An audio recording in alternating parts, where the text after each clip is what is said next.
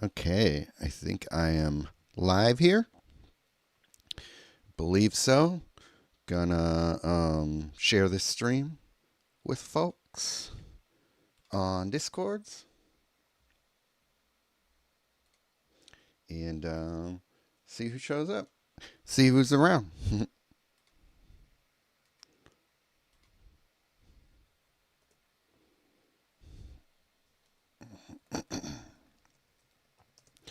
Hang out, have fun, watch some decks being played by yours truly.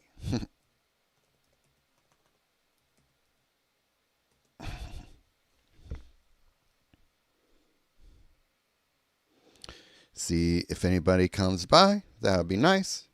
But if not, that's okay. Welcome to 2026, everyone. We're going to talk about some cool things that I've been just playing around with lately. I haven't done a lot of really hardcore brewing in a while. So these are just decks I've just kind of casually pieced together after a few times. Maybe I'll just run through my dailies here and show you some of the decks I've been playing. This is my Quick Battle Adventurer Trials. I have decks saved for every day of the week when it comes to this.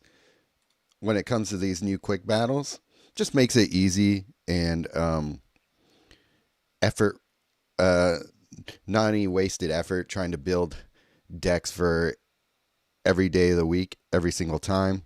So I recommend you do that if you're just trying to collect prizes and collect resources and all that.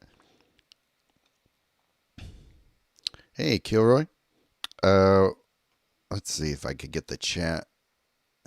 See, it's showing the chat in my back. I think we're alone now. I got you now. All right. Let's see if I don't know why it doesn't show um the chat in real time, but maybe I fixed it here. I'm doing all right. How are you, Kilroy? Get up to anything fun last night? We hung out with friends, played a couple new card games. We're fans of just like casual card and board games, so we did some of that for a while, and then our friend uh, need to go to bed early because their bosses are jerks and are making them wake up at 6 in the morning to work today. So we had to go somewhere else to continue the festivities. But it's all good. Everybody had a good time.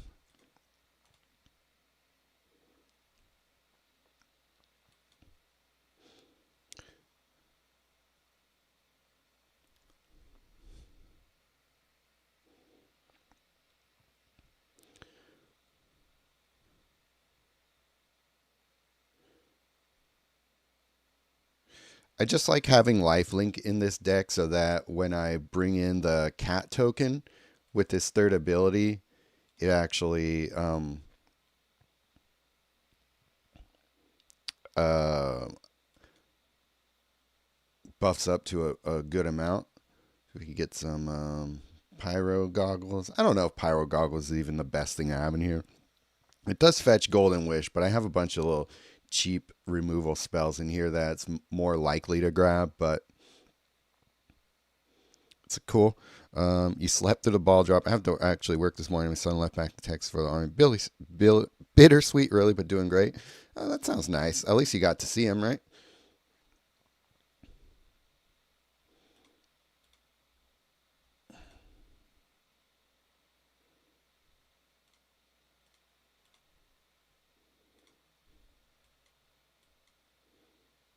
I don't know what line of work you do, Roy, but he's in the restaurant industry, so they were doing like this breakfast special for the New Year's.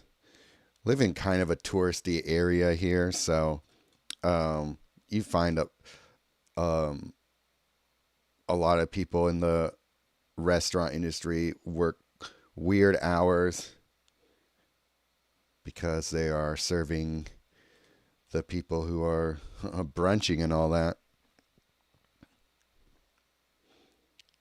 From the 21st until this morning, that's nice.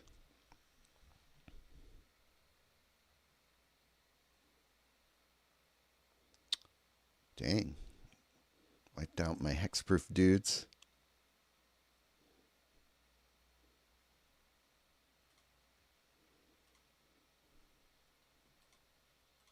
And put a cat down.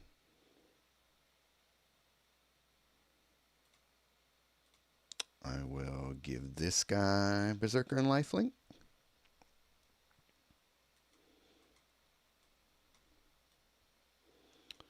Don't need that many Chimmels.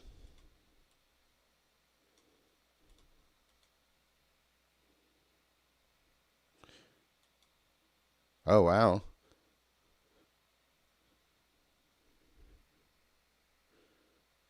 So does that mean you wouldn't see him for 3 years at least?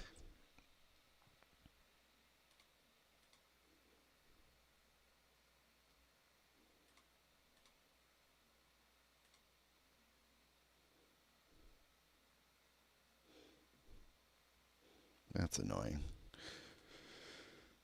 Playing a lot of removals, so maybe I need to do something to make sure my creatures don't get removed all the time.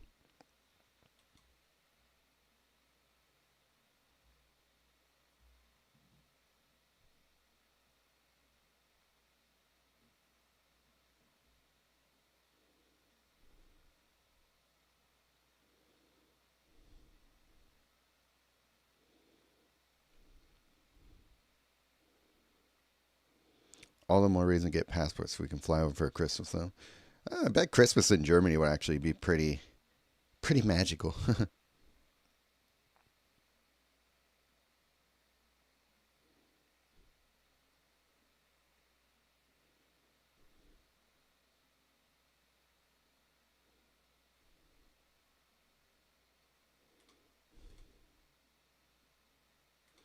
So as long as I could keep this cat on the board, this deck can win pretty quickly, but God, it's just so many freaking removal spells. Annoying.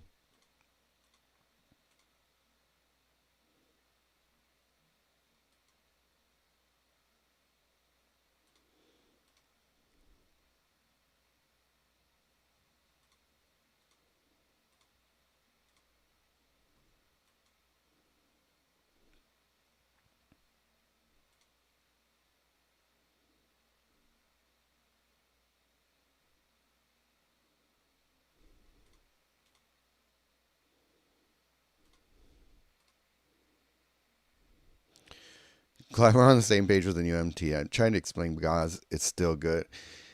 As soon as he gets locked in on an idea, there's no changing his mind on anything. So I don't try to. I just make fun of him. Hey, Happy New Year. Good to see you in here.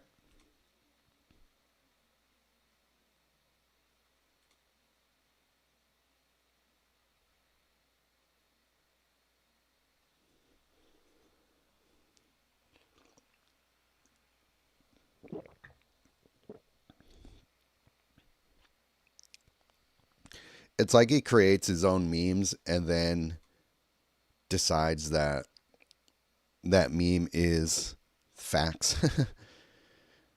What am I brewing up today? Um, well, I'm mostly just showing off a bunch of decks that I really like playing right now.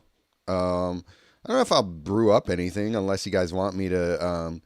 If you want to see some cards in action, that's also a thing I could do, and we could just brew up stuff together. Oh yeah, I need to still finish this Planar Chaos, so I'll show you off my. Speaking of MT and how it's still useful, it's a very useful card in this deck here because it's basically a STA Redress Fate deck, but this was based off of something that another coalition mate gave uh, to me as a, well, not to me specifically, but um, a lot of these pieces are a template that I kind of um, modified for my own things to make it more efficient and easily set up in a deck that has a 2 card combo to win. Is really all about, the rest of the deck should mostly be about trying to get those pieces into play. So Overlord of the Flood Pits is really good for that because um, you can exchange 1 card for 2, and as long as you set up your hand in the right way, you can always get rid of the card you don't need at the time. So, like, I don't need a Chroma's Memorial or Banner of Kinship right now. I do want that Golden Wish, but if I pull MT, then Flood Pits is going to get rid of it. So I might need to save that MT for a different turn and go for the Golden Wish instead. There is something with the Flage Loop. Yeah, it's a bug. I could share you. I mean, I don't know if it's a bug really, but it's like it's the way, it's a quirk in the way that cards are resolved that prevent it from moving on to the next phase, and so it just keeps triggering without final. The card is supposed to give Flage finality, but it never does. Flage dies before it gets to finality, so it just loops infinitely. So it is one that I reported, so I don't think I'm like spilling any secrets to the that the devs shouldn't know about. Um, Plus, those are cheesy loops that I don't like anyway, so I'm never gonna play them. I think playing the Overlord of the Flood Pits too early was not a great idea.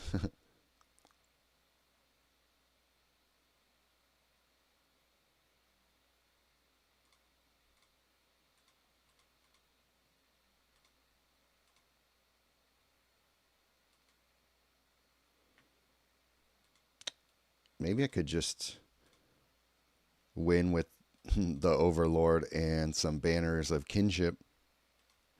It's definitely Greg pilotable because that's how I found out about it. I was like, what is this bullshit?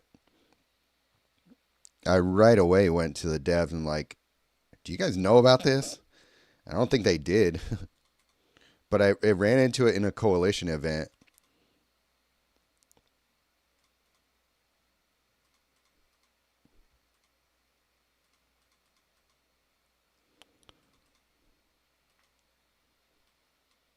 But yeah, I'll wait till they come back from vacation and really try and hammer them on getting that change somehow.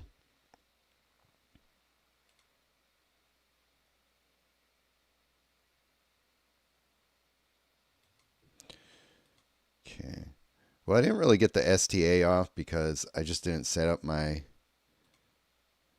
deck in a great way. But I still won okay. At least the deck can do that, thanks to Amanatsu's abilities. I didn't have Golden Wish in that deck before, but I found myself struggling to get things off if I started off in a bad way. So putting Golden Wish back in made it so that I can do things with her abilities and not just rely on hopefully grabbing the pieces that I needed at the time, whether it's an STA or a Redress Fate or whatever. So it makes it a better Planar Chaos deck. But yeah, she's really good, Ami.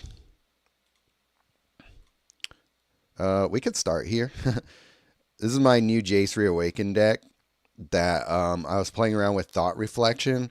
And if you're not in Gaz's Discord, you might have missed this two card combo that I've been running with it: Villainous Wealth and Thought Reflection. So you get both of these into play, and you're basically getting four new full mana cards a turn. If you put Archmage's Newt in there too, you're getting more full mana cards as long as you know can trigger his saddle. So you get tons of good new cards every turn. Um, yeah, and I'm just playing a bunch of PMA because I don't know. I'm just in that mood. But I could probably do something to make it a little more punchy. Like, but it's oh, I know I did that because I've been playing it with Guile. I wanted to see how well uh, the whole denied mechanic works with this part of his card. When an opponent's card has mana drain, reinforce this creature. So he gets to a decent size after a while. Um, but at a certain point, you kind of run out of cards for Greg to drain to get drained. So at a certain point, there's kind of a cap on how big he grows, but still solid card.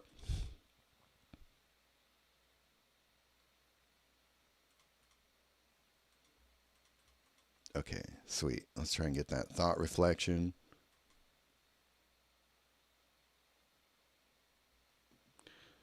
So that's going to help because Archmage and you is going to give us a card in our hand with full mana as well. So it's two different ways to accomplish more or less the same thing with Thought Reflection. So we get that full mana card, which I think is a coalition victory.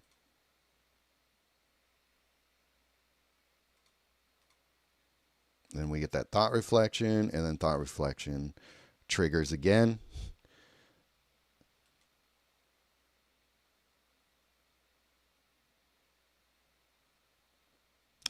I was hoping to get to Spree 5, but I'll take it.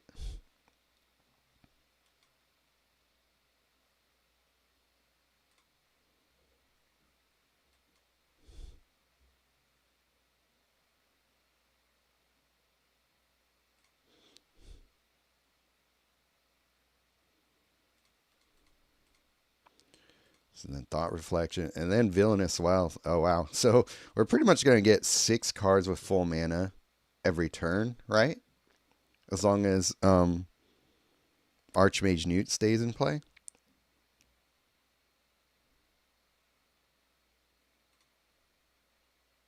Well, except for that first one that has no mana in it. Ah, oh, dang it.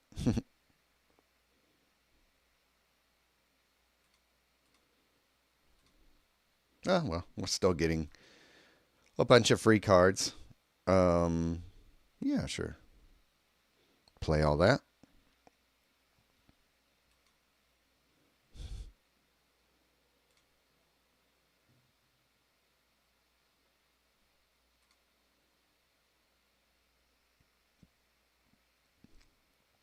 There's nothing there to drain, so I didn't reinforce them, but oh well. Ooh, Starfield and Nyx. Kind of like that. Shock them.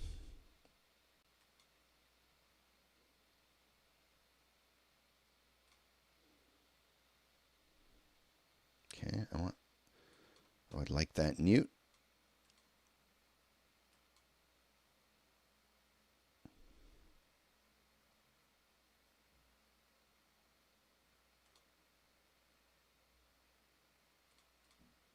How do you get 20 mana? What happened there?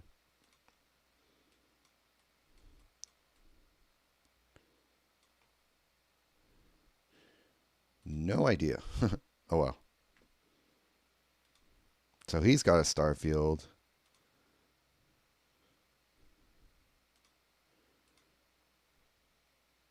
Yeah, I have no idea how he got that Starfield with full mana. Do you guys know? Anyone watching can solve that mystery for me? That is not needed.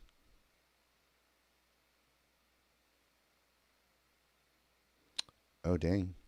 Did I steal? I forget. Does this deck have a Banner of Kinship in it? Unless I must have stole it from them. I don't remember having a Banner of Kinship in here. It's not a bad card to put in here. Yeah, something bugged out. I don't know.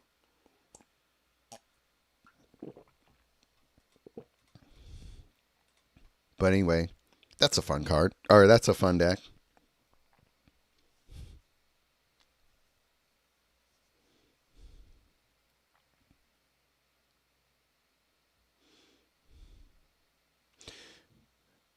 The blue PMA train didn't really get going on that battle as much as I would have wanted to. That was a lightning axe, but it was Starfield. Yeah, a lightning axe would make sense. And lightning axe is 20 mana, so unless it just didn't show up in the battle log, I don't know. Um, okay, now let's face the Hydra deck. Trying to remember which other ones.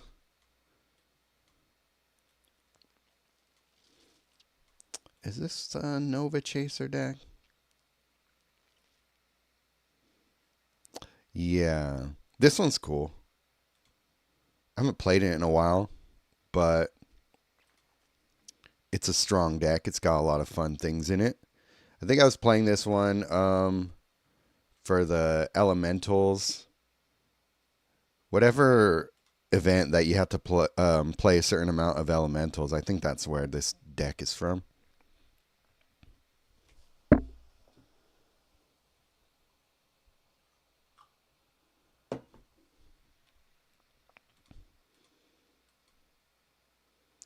Firelit Thicket, that's going to be a great one to have right off the bat. Did set up a 5-match for him, though. It's kind of crazy how many 5 matches get set up for Greg nowadays. I don't know if that's just me, but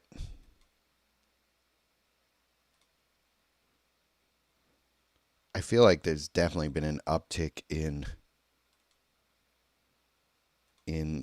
the amount of matches, of good matches Greg gets. Sylvan Primordial. Okay, so I'm not crazy.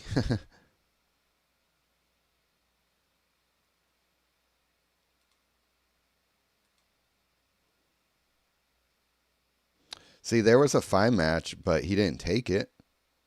He totally could have. But it's like every other turn sometimes is just like, oh, here's a Cascade for Greg.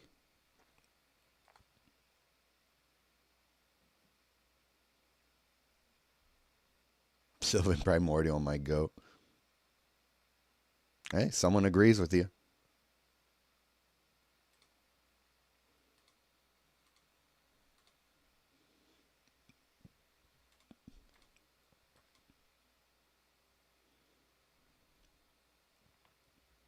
Dang it.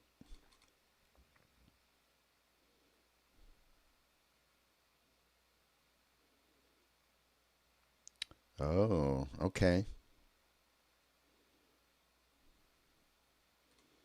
Wow. All right. Oh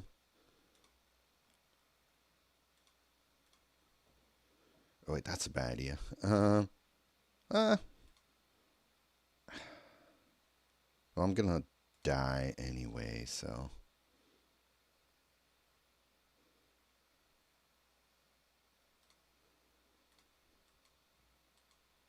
nothing to do with that Rite of Flame.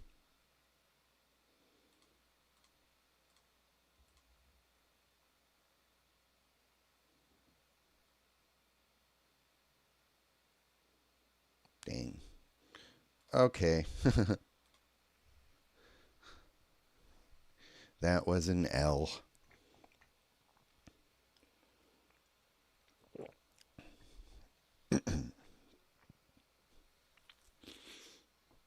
Well, that's more of a PvE deck anyway.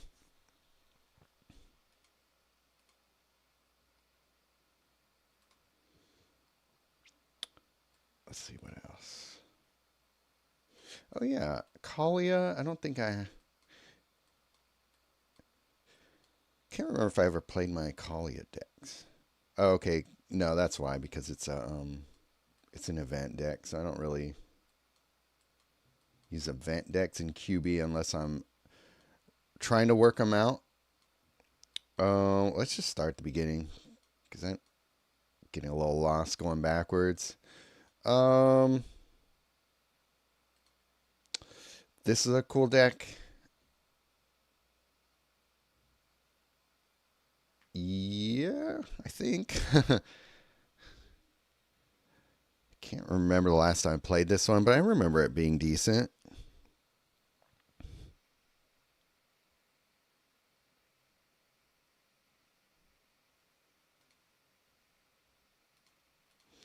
I haven't really loved playing a Johnny in a while. Sleeper Agent.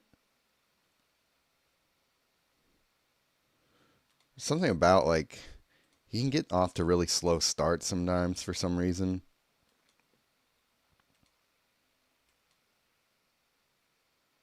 Oh, you didn't have Duretti yet? I think he's a little bit underrated. Do you like him so far? Duretti? I've been talking about Venser for a while now. I'll show you a Venser deck that I've been using. There's this nice little enchantment archetype that I've been running with dual color planeswalkers of recent note that I should share with you guys, and I'll get to that. This deck I think needs the one of those new lands, Shadowmoor lands, because I don't think it has one in here yet. Consuming Aberration. Um, hey, Happy New Year, Scott.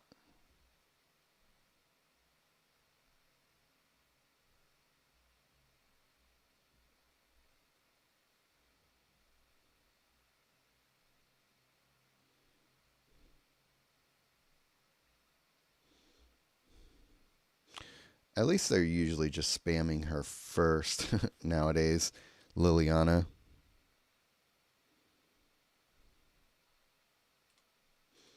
Oh, good. I'm glad you are enjoying him. Simulation Aegis is really weird nowadays.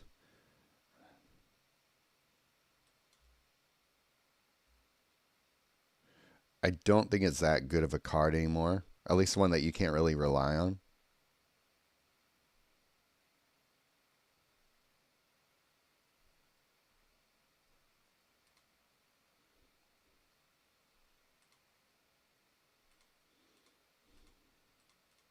This deck definitely could use some more removal.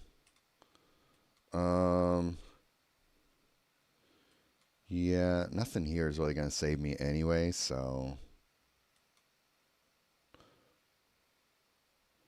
not much of a point in finishing this battle, but yeah, also I hate just dealing with Thaliana, so I don't care.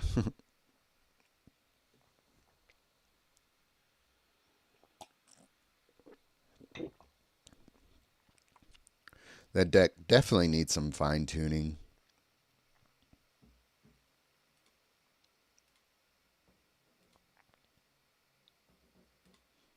I don't know if I really feel like doing that right now. Let's see what else. The Ashioks. What decks am I running for these? Oh, okay. This is just a Tameo loop. Do I have something more interesting to run? What's this? Facing the Dragon Storm. 3. Don't remember what I was doing with this deck. It looks kind of interesting. I think this was an event deck. What am I running for Kazmina or Oko? Oko, I think I have a fun deck for him. Maybe I'll get to that. These decks, these are my favorite. These are some of my favorite decks to run right now. These mono black decks. So I'm actually kind of excited to share with you these here. They win in very different ways, and they're both kind of equally fun for different reasons. So this one just kind of relies on these two creatures getting built up to a high level, and then everything else just kind of either disrupts my opponent or helps get things into play. Combined with his first ability, these are a blast to play. These are some of my go-to quick battle decks if I just want to stress free.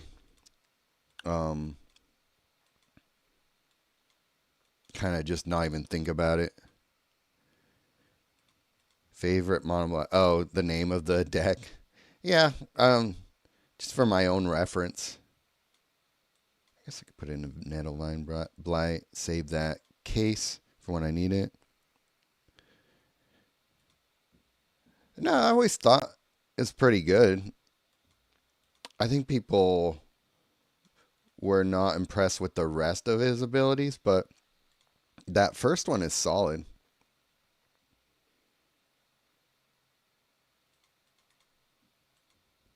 It makes him pretty good for running combo type decks. Only thing is he's mono black, so you're a little bit limited in what you could do, but okay.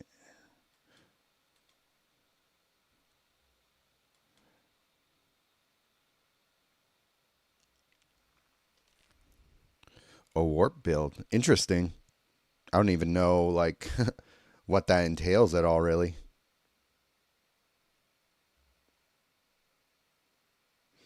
Okay, I don't like this guy getting so much per turn. Uh-oh. There's an Olamog too. Well, as long as he doesn't wipe my hand out, I could maybe recover. Okay. Can Gorgons kiss him goodbye? Gorgon, kiss your ass goodbye. And be great to get these Lily Vanguards down too. Okay. Yeah, let me know. That'd be cool. Oh, are you serious? Uh-oh.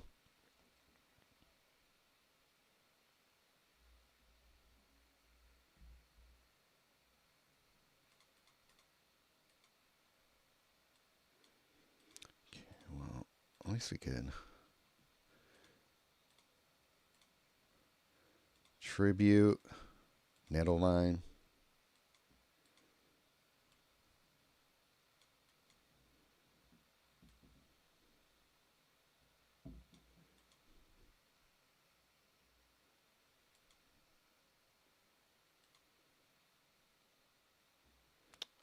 Shield counters.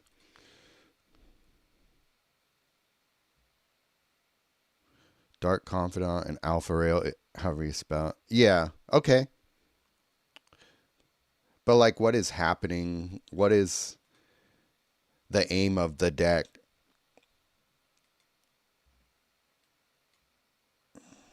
Stealing steal his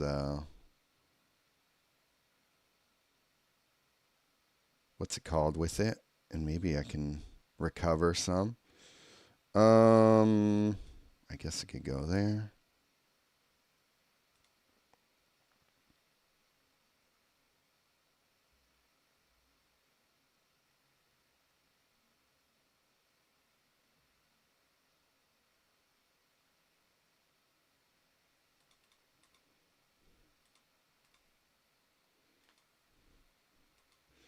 Hmm.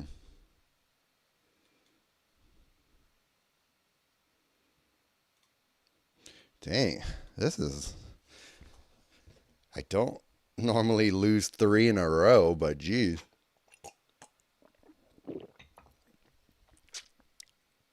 It builds the passive up for mass removal and life gain opponent life loss. Not a quick win, but that's what Alpha Real is for. Okay. I can see that.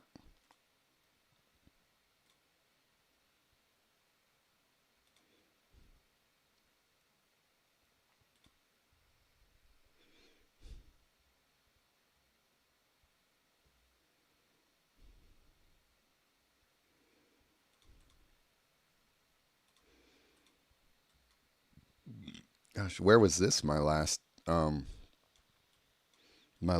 That would have helped. Abstruse Appropriation is a really cool card.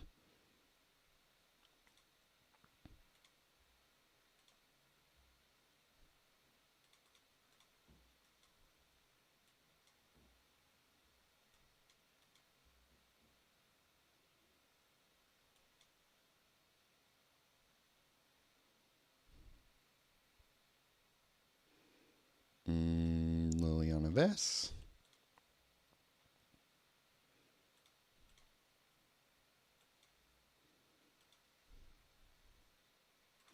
Also, if you have Kolfiner's plans down, being able to fetch is really valuable. Get Ariette down.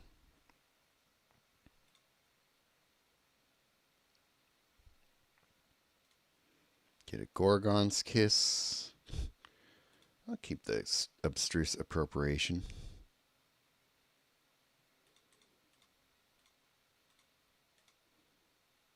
Okay, this is a lot smoother this time.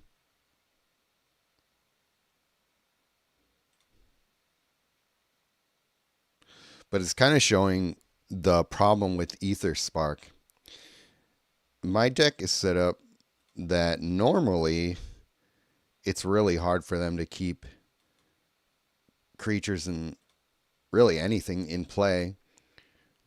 And Ether Spark can't really do anything with his abilities until there's a creature in play. So if you run into a deck like this, especially in a coalition event, and you're using them, good luck, because it's going to be really hard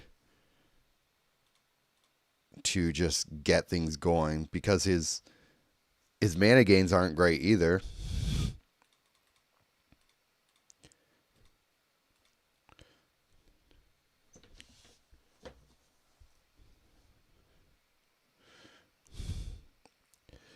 But okay, she's got to see what that deck actually does.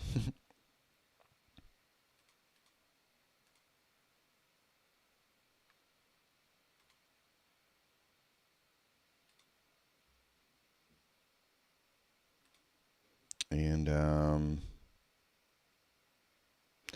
requiring creatures just to use your loyalty is where they lost me. Yeah, exactly. So, okay, this one's got Olamog and Aklazats and Una. This one is more built around exiling your opponent, discarding all their stuff. And Nocturnal Hunger might seem weird to you, but there's a very specific reason that I chose Nocturnal Hunger. It's for the gift.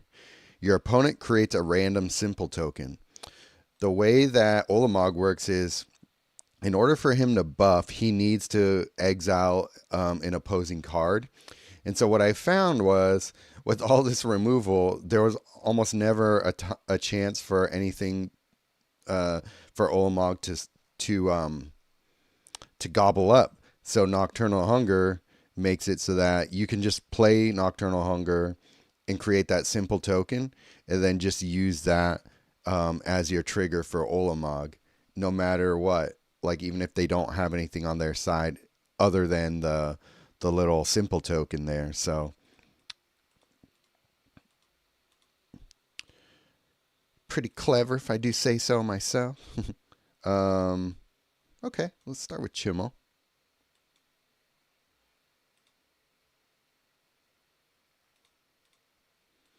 Ooh, get Una down. We'll get Chimmel first and then Una.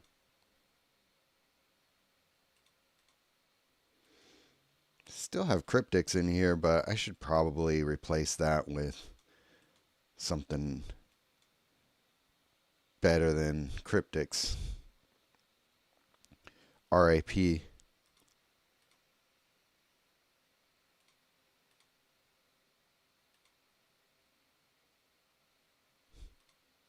What even are you? Okay. Speaking of warp.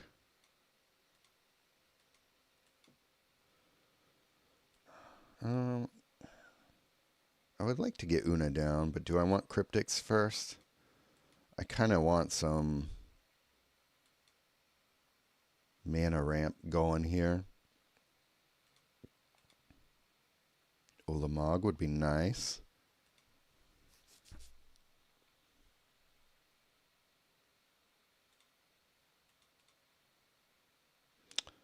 That didn't really do a whole lot. We can lose that Ulamog. Do I want to use his ability? I'll save it.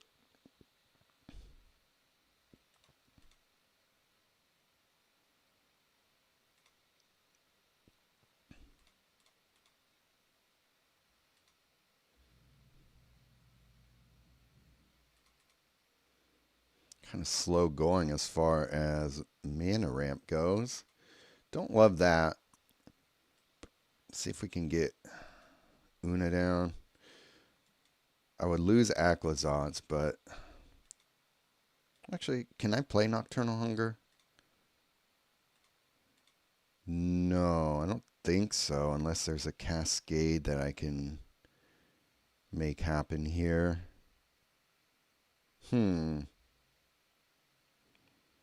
Where are my best odds of creating a cascade? I'm going to go here. Okay, well, that didn't work. Alka-Seltzer. Yeah, I like calling him that too.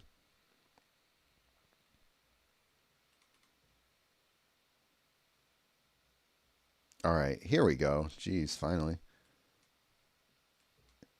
A half decent cascade.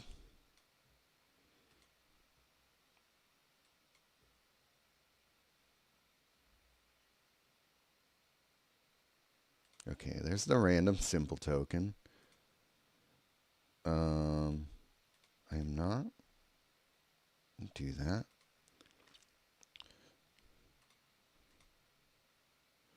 I guess I'll have to avoid my demo field to not get rid of his token. Oh, shoot. Well, I guess it doesn't matter anymore at this point. We contribute to hunger.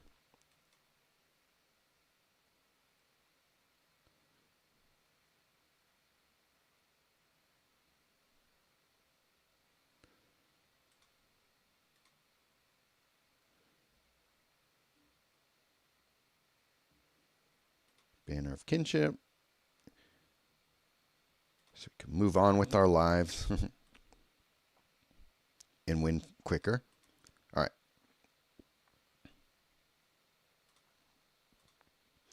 Now we'll use this ability, grab some things we want.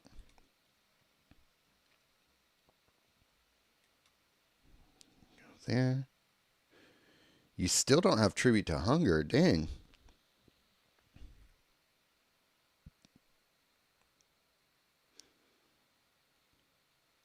It's one of the best spells in Standard, in my opinion.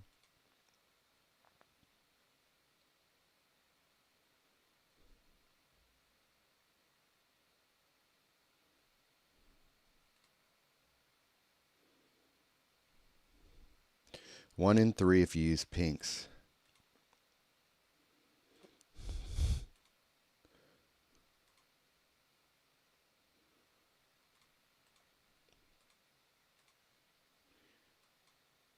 But you kind of lost interest for a while when Foundations was new, right? Or like in that around that time period, if I remember correctly. So you weren't really trying to grind as much.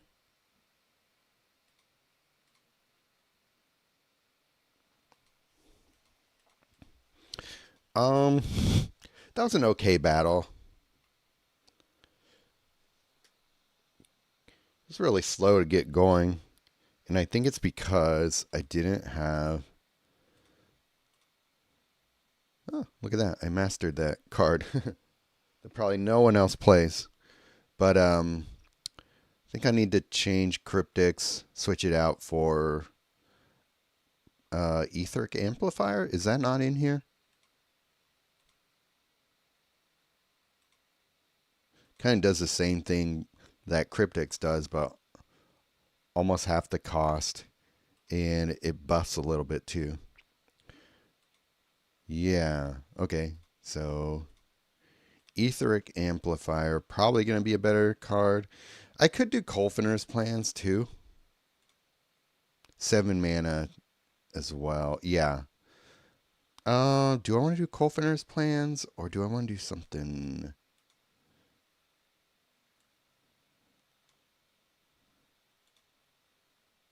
I think I'll stick with Amplifier. I do need some just basic mana ramp.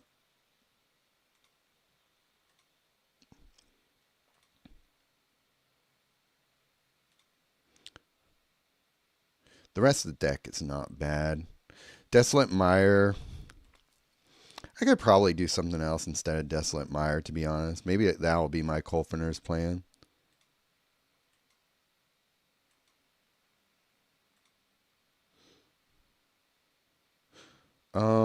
Actually, I probably want the card draw. So instead, what do we want to do here? Something that's going to give me a little bit of mana. I guess I could always do a Mox, right? Will Mox Jet be enough here? I only have 3 other cards here, so I guess I could do Mana Crypt. Or even Swarm Yard.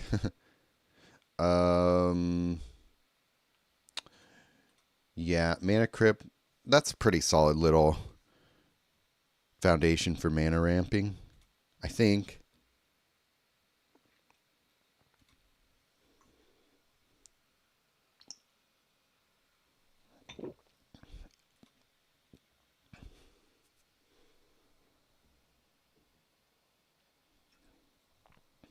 For monos, though, I could go with something like the Tarkir lands, MKM lands even. But an early Mana Crypt can be super useful. Like so. You get Mana Crypt as a Mox that converts. Yeah, especially for mono black. It's always going to be converting to black gems.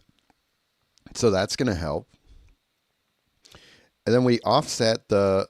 Oh, oops, I didn't mean to hit that. But we offset the life loss with his passive too, which actually is a neat little thing about Ashiok that I like.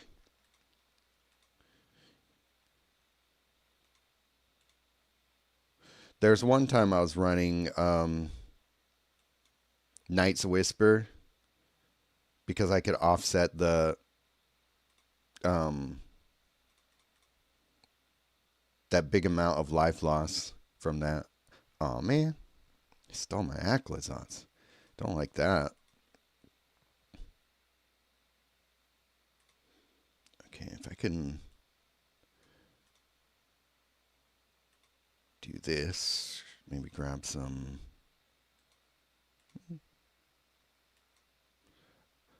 Staff of Completion. I just never found it that reliable. Like the amount of utility you got out of it.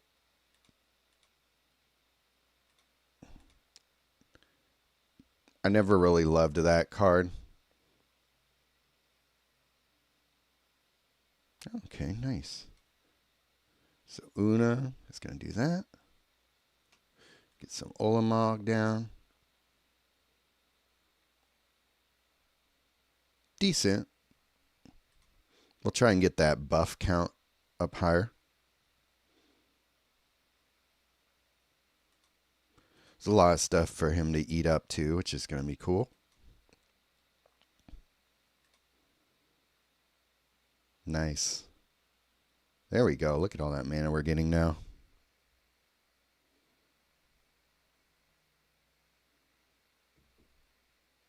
Target my own Aclazotz to get the land or for destroy X creatures objectives.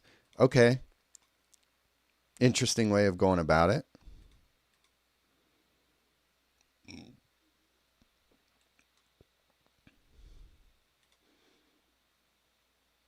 That might sound like I'm kind of being sarcastic, but I'm not.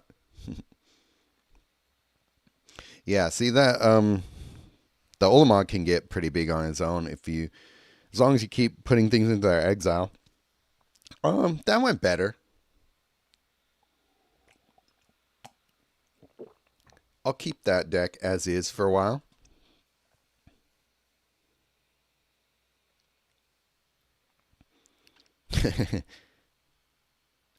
No, I don't doubt you.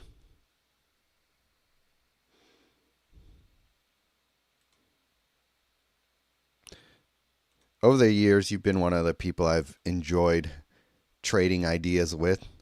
So I trust a lot of your decisions. Okay, so this is one of the fun decks built around enchantments. These three creatures are actually pretty fun together, especially with the Serra Sanctum. Wait, when did Serra Sanctum become foil? Oh, I think that was just a weird little glitch. That's weird. I never seen that. I had a foil Serra Sanctum for 2 seconds. Wooden Bastion, great because it's green and white. And yeah, just some other enchantments in here. Although that's not an enchantment, but it's a good enough card to keep as an enchantment. I guess if I wanted to, instead of Banner of Kinship, I could do something like Doubling Season because that's an enchantment, but it doesn't really matter. Banner of Kinship is strong enough on its own that we don't have to worry about. And it's cheap. So even if it's not an enchantment, it's still very useful with Calyx. So I think some people were asking about like how do you build around Calyx, and I think there's a lot of different ways of going about it.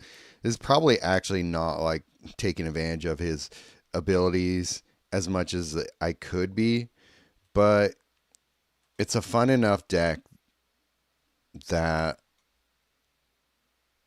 I'm okay with it.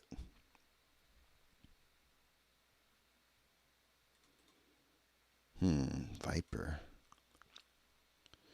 Let's see. Should I try and I'll try and get rid of that Viper first before I put Pearl Ear down. I missed a fives match. Thank you.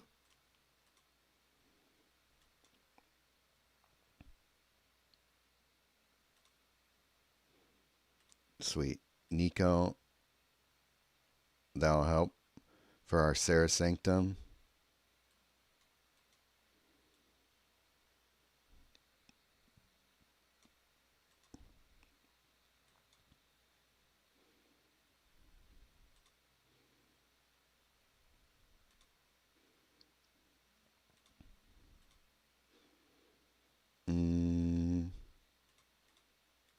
Sure, let's get some more enchantments in our hand.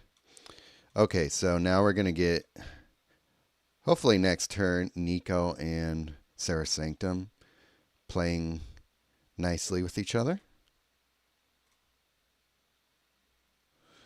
We draw every turn, or every time Nico puts his enchantment down. So when the support is matched, gain 3 mana. When support is destroyed, surveil 2 and draw a card. However, so when enchantment support enters the board under your control, draw a card. So that's why we get to fill up our hand there after or at the beginning of every turn.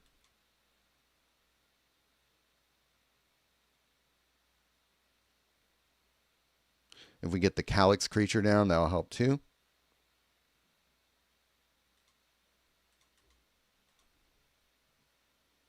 Okay, well that's annoying, but we'll get rid of them. So there's Serra Sanctum. triggering.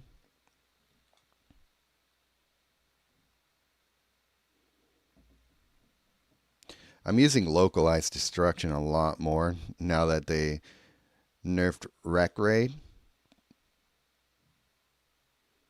because it's more reliable as creature destruction than Requisition Raid was or is now.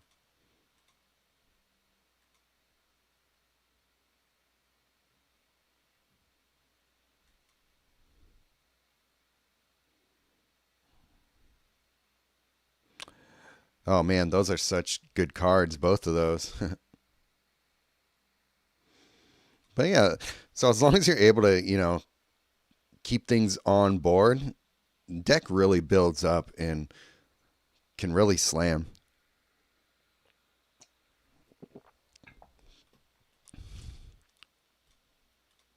See if it will hold up in another battle here.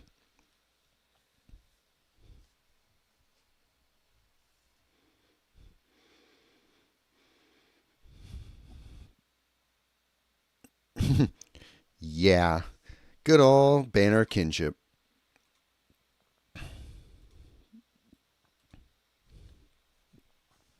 Murder face. Just for fun, I'm going to see what happens if I use Doubling Season instead. I got the nice full art one. So I might as well use it, right? It is from Foundations, yeah? Yes. Look at that. That's so cute.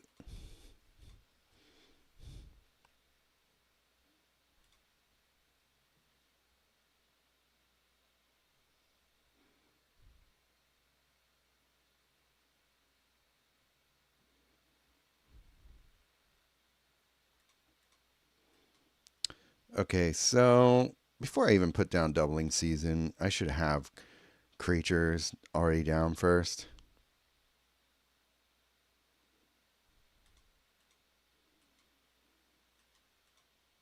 Okay. Skyraker Giant. That's not one I've seen in a while. Okay, get Nico and Sarah Sanctum. That's perfect. Avaricious Dragon. And get Pearl Ear. Alright. Don't need Doubling Season yet. I would like to get Nico, maybe Sarah Sanctum down first, and then Nico. Sure, I guess.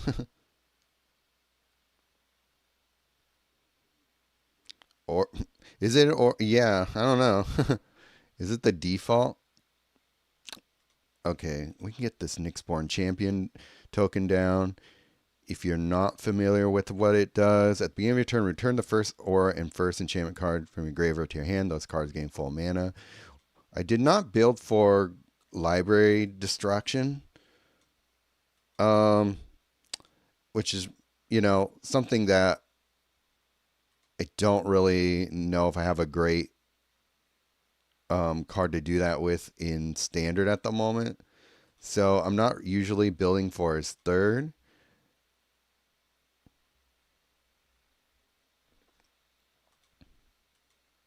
It can come in handy sometimes. Wild Research or SDA. Yeah. I could have done STA, but I just didn't feel like it had enough utility in the deck. Wow, this must be just some Origins Brocan.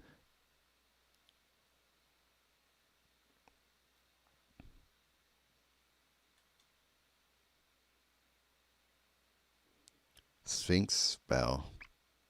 Which one's the Sphinx spell?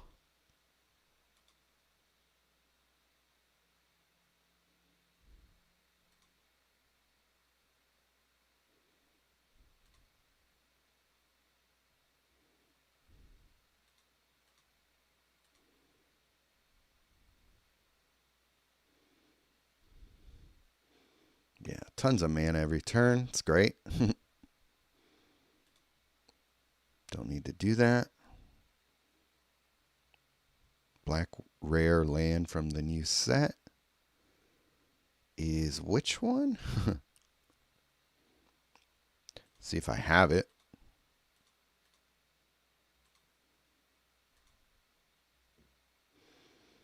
Yeah, that's great because, yeah, every turn,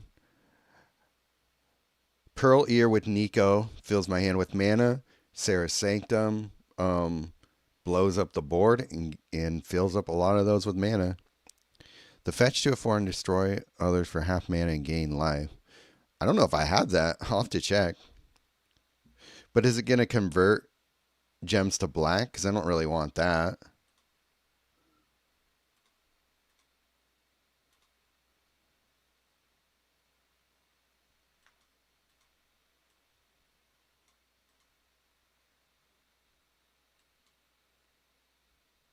I do. I may have botched the name. Oh. Oh, you're talking about Sphinx's Revelation. Yeah, that's a good card. I don't like that it won't cast if your hand is full. Um Sorry, I was just confusing what Scott said. I thought you were talking about what Scott's card did. Yeah, that's not a bad idea. It's a little expensive to cast, though.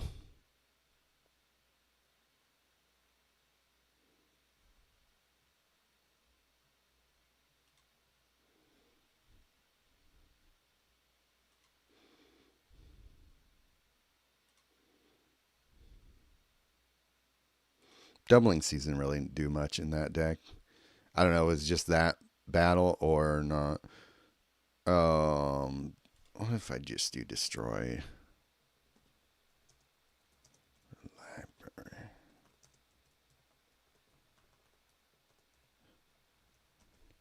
Oh, I know what I could do.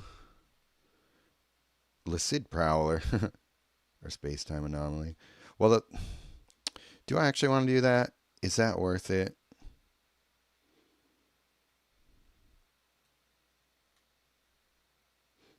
Nissa, Steward of the Elements. Go guard Grave Troll, then destroy. Begin to turn this card in your graveyard. Return this card from your graveyard to your hand and destroy the top 6 cards of your library. That's cheap enough.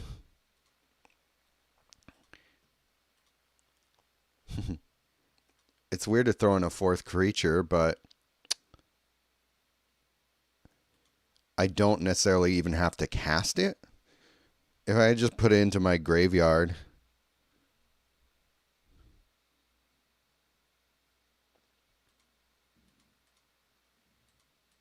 I don't know, maybe this is really dumb.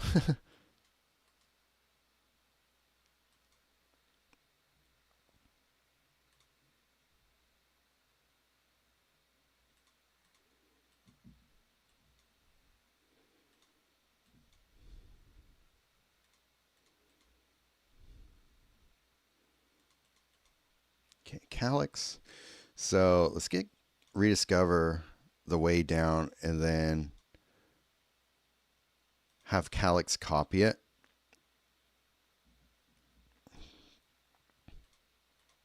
I haven't really gotten to show off Calyx yet. I need to get Localized Destruction down so that doesn't get out of control. Oh, need that. Wooded Bastion. Nico would be great.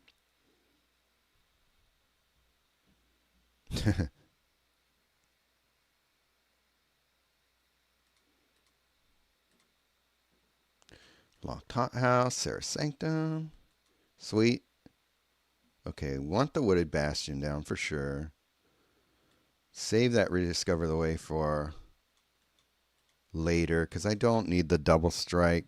Like if I just copy him now in a 3rd chapter, it's just going to give him double strike. So we'll save it. We'll save these Rediscovers for next turn and then get to play them.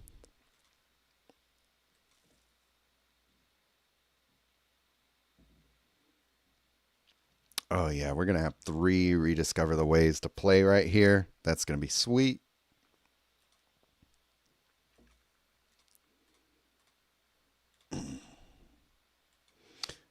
Okay, yeah, that could have gone out of control if um if he had played a Moonshaker and then the played that guy first, the cruelties, and then threw a Moonshaker down. That would be difficult to deal with. Okay, let's grab a bunch of removal because we'll probably need it. There's Sanctum, Locked Hothouse. All right, we got to there. Sweet. That worked out great. Pearl Ear is going to be giving my enchantments mana. Oh yeah, Calyx is triggering off of Nico's thing, so that's cool. Nice little extra buffing.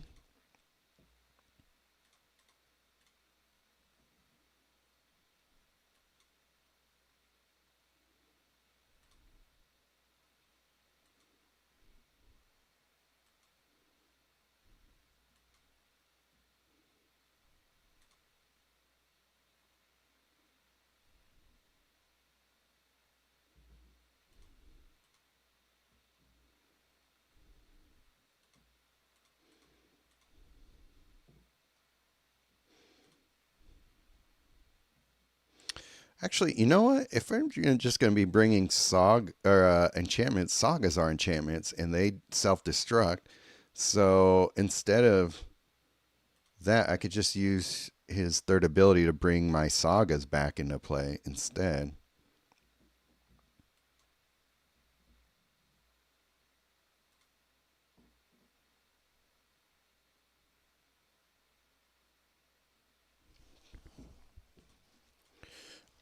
I'll mess around with that some more. I was thinking maybe well, there's a handful of sagas that might be worth using, testing out, but there are a lot of other decks I still need to get to.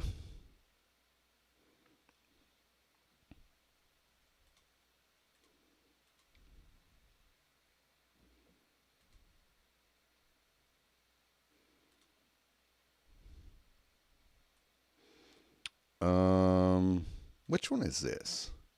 I think I already played this on a stream before. Yeah, this is like a Giants deck. New Ashling decks. I don't know if I've really shown these on stream yet, but Ashling is amazing nowadays. So I'm going to show you a bunch of different mono red Ashling decks that you guys might want to try out.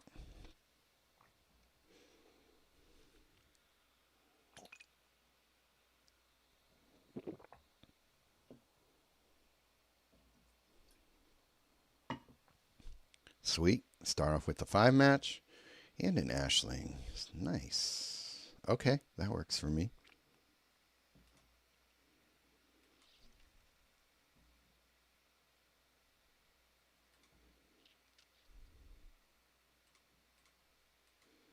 Yeah, I think I want to play that first. Don't see any great matches. See if we get pull something out of thin air.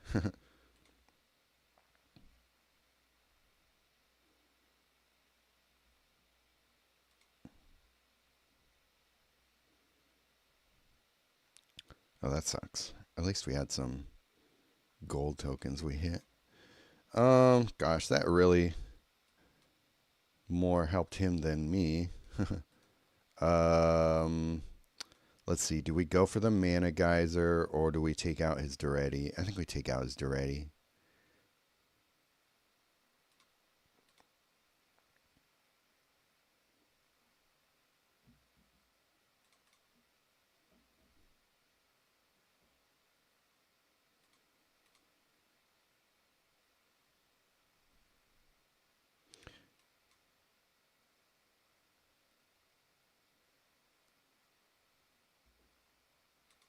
Mana geyser.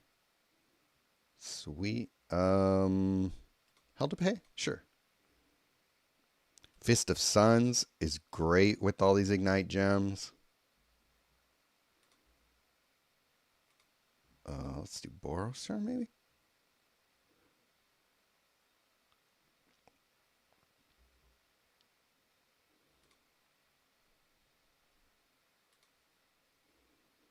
All right. Train is a rolling.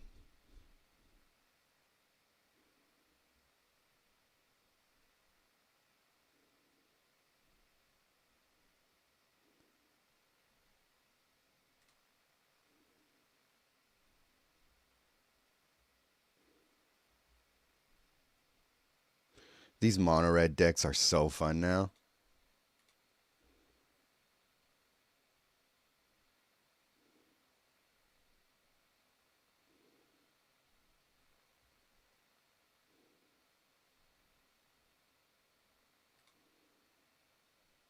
There's something about not having access to other colors that make them more chaotic and kind of more fun in a way.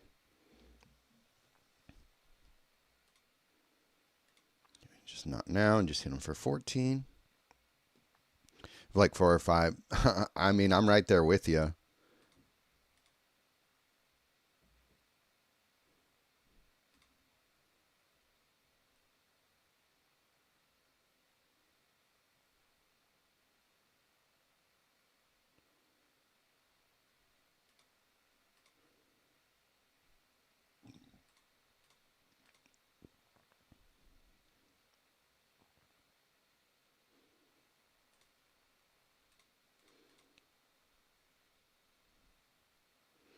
See, that Fist of Suns basically just, if I had enough cards, it would just keep filling them all up with mana.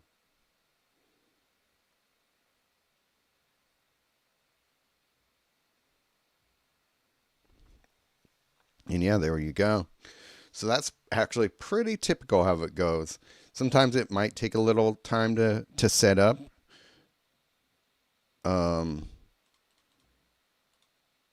it's usually better to hold off on playing the creatures until you have cards loaded up in your hand, spells more specifically, and then you just let off.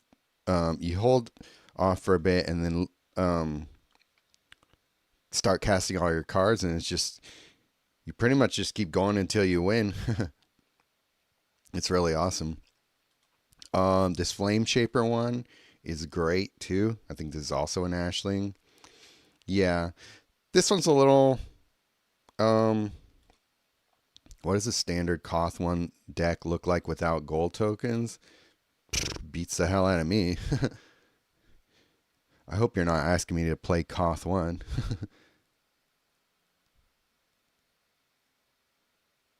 um, I mean, to actually answer your question, probably like dragons, Dragonhawk, and everything.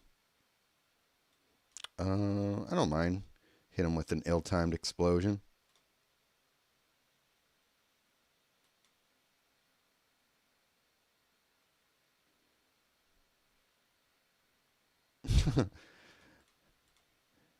I don't respond well to demands. That's why I'm self-employed.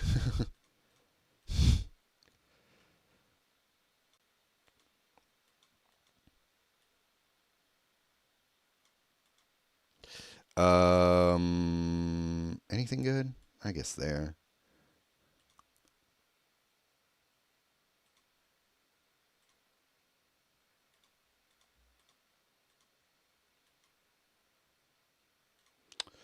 Do I want to play any of this? Um, I would like the Avaricious Dragon down, but there's not a good path to it.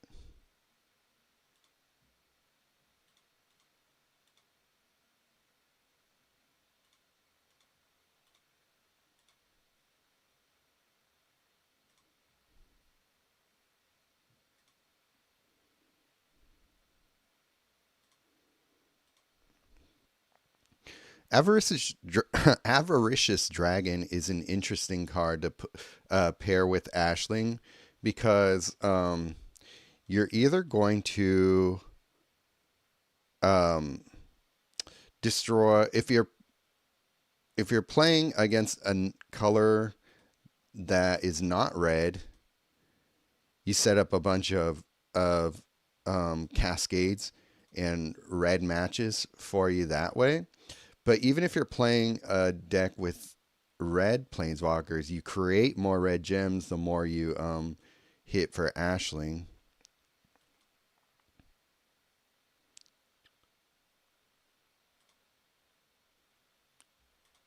So it kind of works out either way.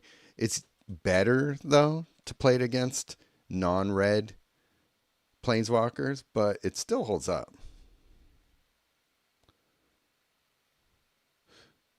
For as long as after I had secondary effects, ignore me. Oh, oh really?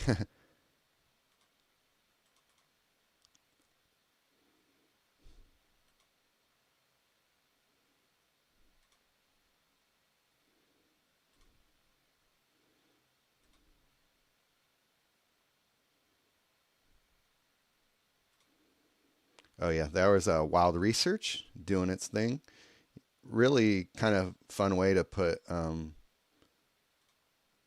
okay. It's like Shieldred. How is that? That's the Jumpstart Shieldred. Well, since I already have Imminent Death, might as well.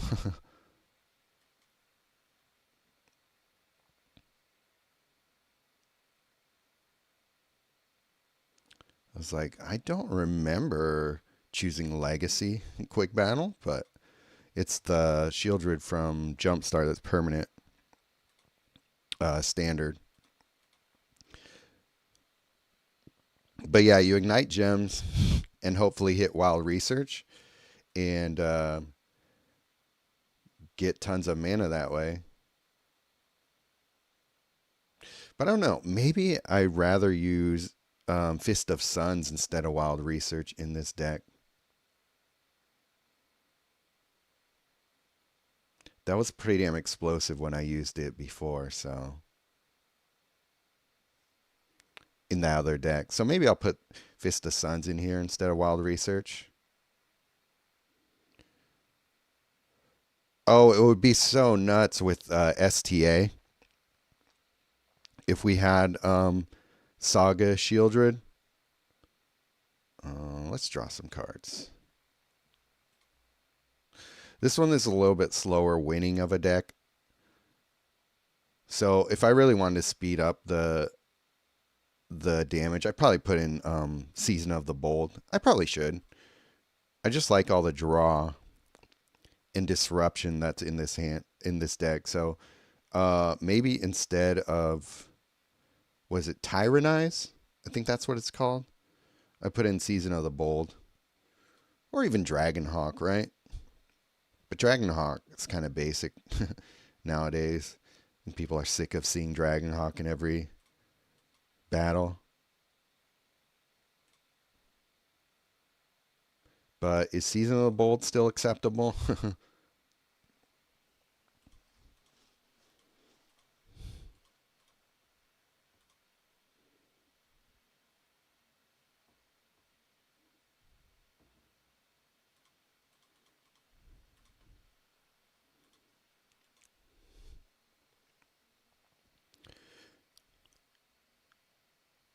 There's another PMA support used with Ashley. It draws a card when destroyed and gives it X-Men equal to the number of improved gems.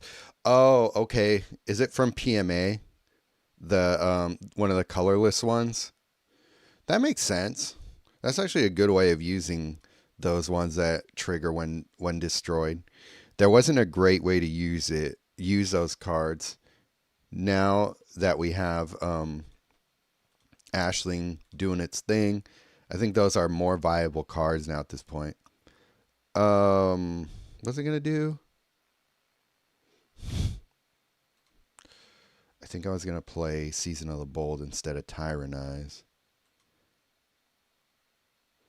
Are these cards any good? Okay, no. Target, hasten him death. No, not really that useful in this kind of deck. Season of the Bold. And then instead of Wild Research, Fist of Suns. Let's try that.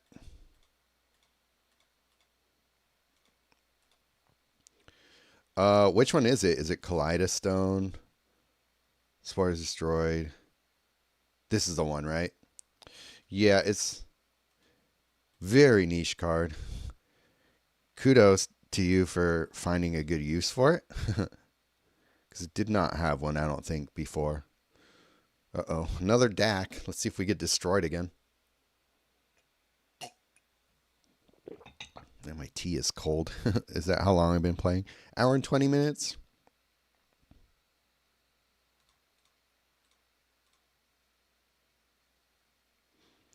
Hope you guys are having fun.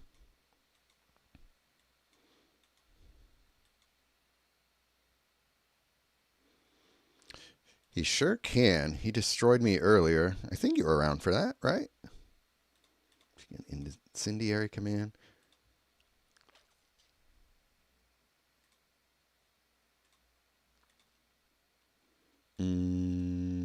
Okay, do that.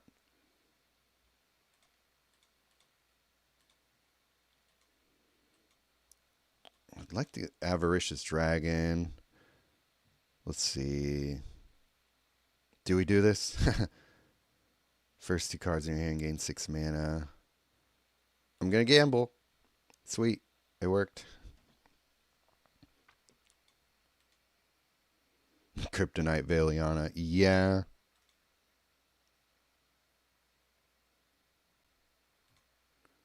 Okay, we get a draw with Season of the Bold. We get to hit him. Make some gold tokens.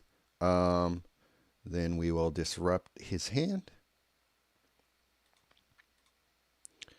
Blow up a bunch of gems.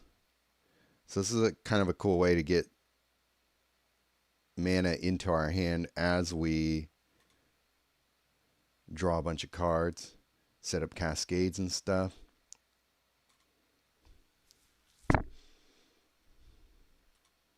Keep going from there. Have to watch the recap, just hopped on. Yeah, it's a lot of stuff happening in here. Mostly wins, some fails too though. Wasn't really sure what to lose there. I was going to hit him with an ill-timed explosion.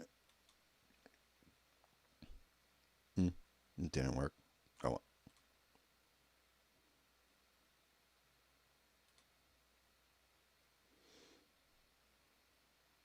I like your idea of Scorcher better with bargain and convert.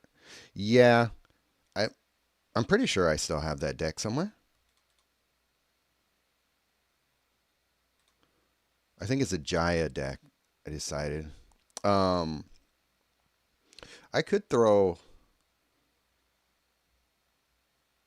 Realm Scorcher in here.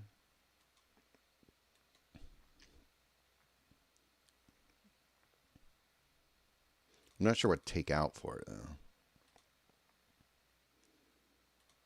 Okay, Fist of Suns. But you see what I mean? When it comes to playing against planeswalkers that have the same colors, doesn't always work out great. Sometimes you could struggle for mana. We could go for the win. Yeah.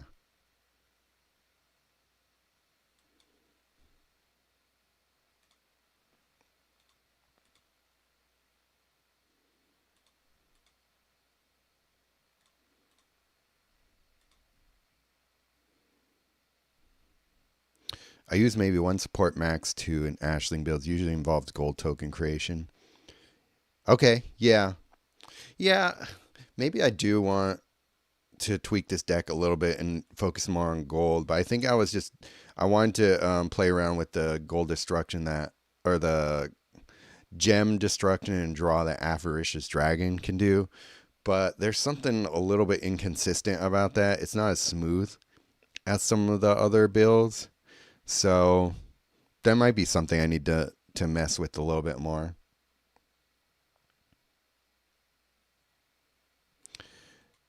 It's a fun deck to play against like a Grist or something. So maybe Let's try one where there's no.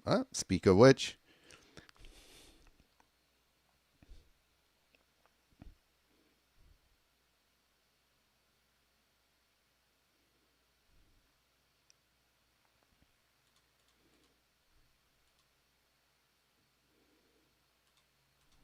not now. 3 seasons of the bold. Okay.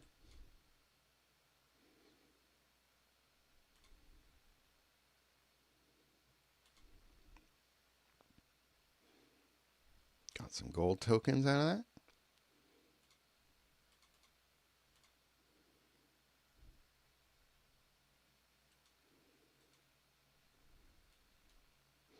that. Um, Fits the Suns would be great to get down, but we still need Ashling first to actually get utility out of the Fist of Sun. So maybe it's not great here. I think I might actually get more utility out of Wild Research. Avaricious Dragon. Okay. Try and get that down.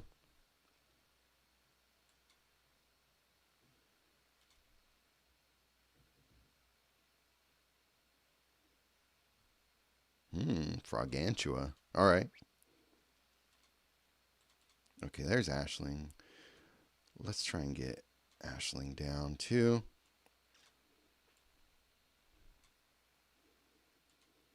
Mm,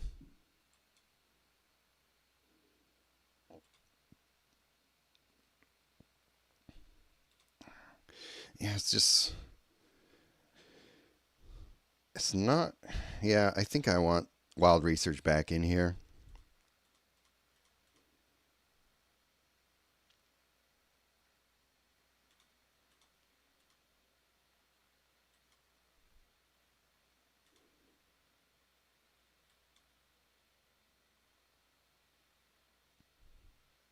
Cool.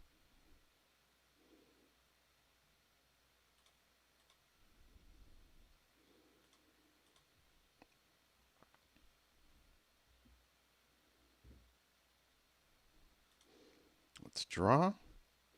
Come on. Fist of Suns. Don't fail me. Okay. Um. Scar to spell at random. I guess I don't really need that one.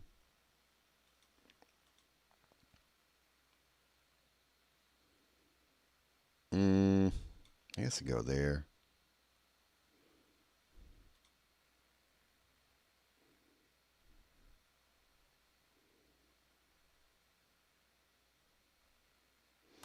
African Pop LGL1 activate gems 2 being a green tricolor access to conversion and fetch spells. True. I think I have an Ashling LWG deck, but maybe I don't. I don't know. Cool.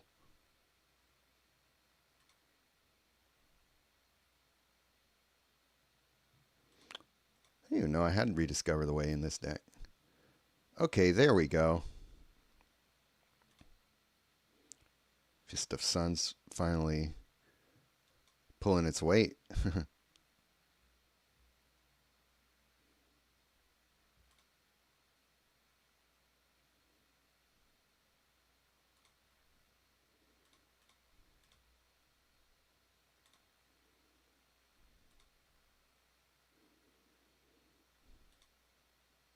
Nice hit to the face there. Here we go. There we go. That's what we want Fist of Suns to do.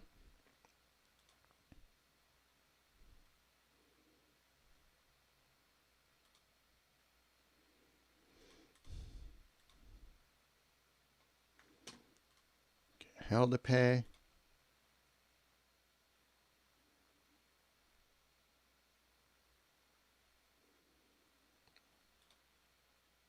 Do that.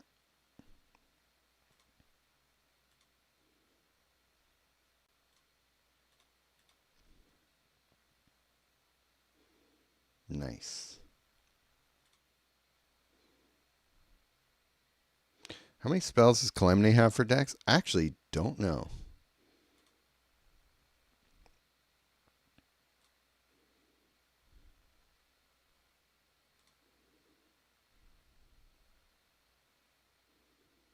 Yep.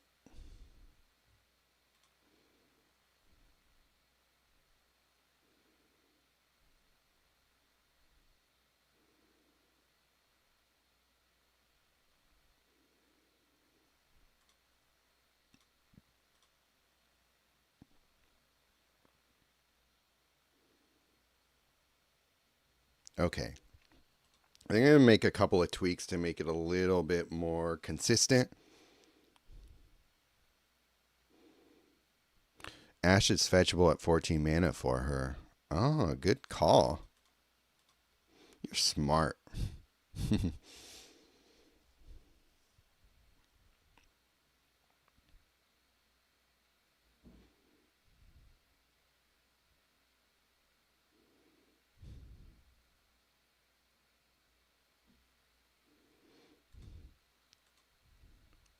See, these little tweaks, iterations, changing things, just making uh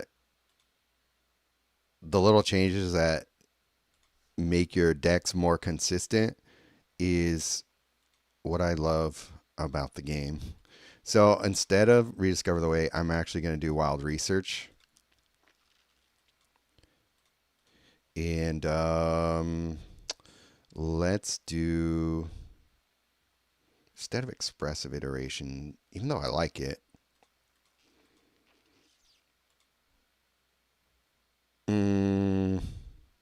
let's do. Do we need removal? I guess I should throw in Chaos Orb just for safety's sake. Will of Jeskai, how am I not using that? Okay, this should be decent.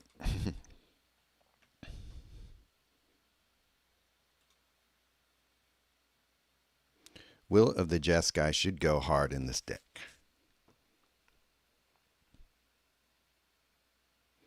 I'll look that up once I'm done here, unless you want to just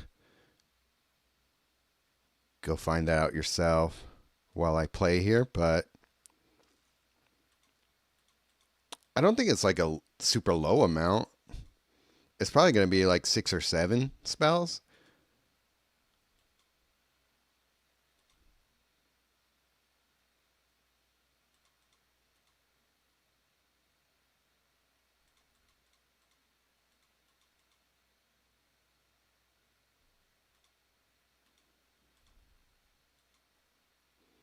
Okay, let's try and get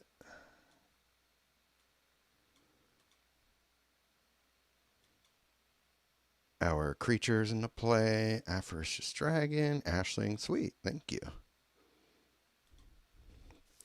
And that is what makes Hit the Mother load so awesome. Discover is a great mechanic.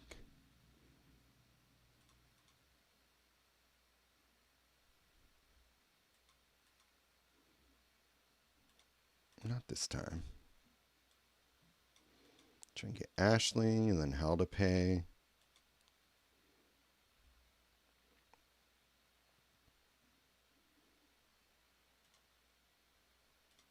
I kind of want to get rid of you.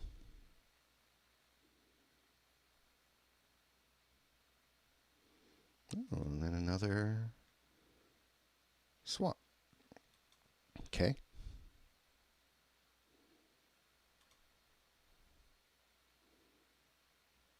Okay.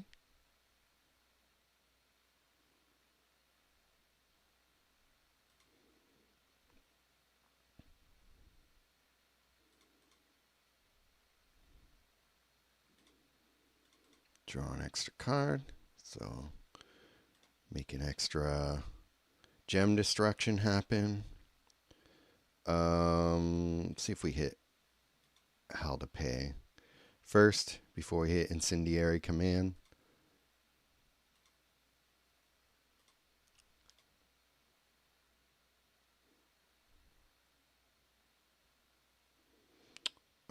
Okay, so on this turn, I'll hit Incendiary Command.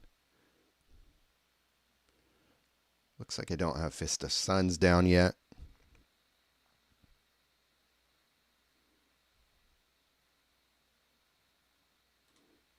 Okay, there's Fist of Suns.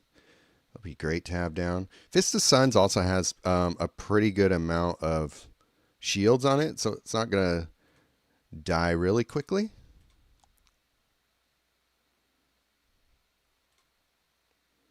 All right, Will of the Jest guy.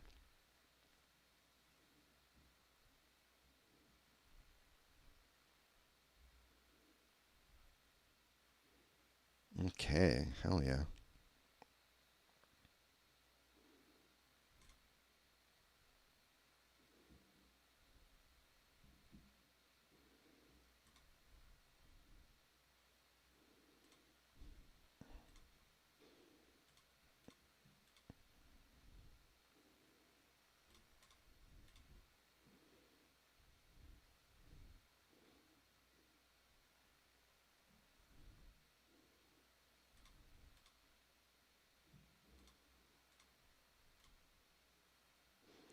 There we go. Dang. Full mana, thanks to Fist of Suns.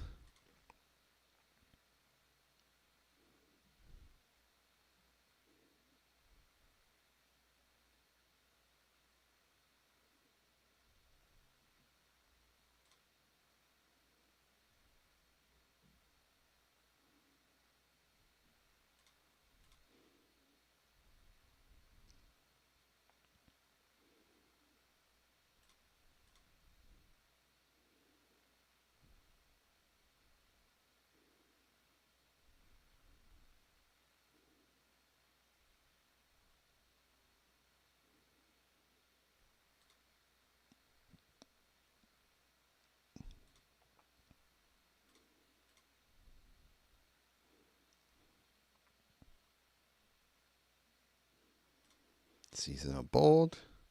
Hit him. There. Make that. No. Get full mana, or close to it. Yeah, full mana.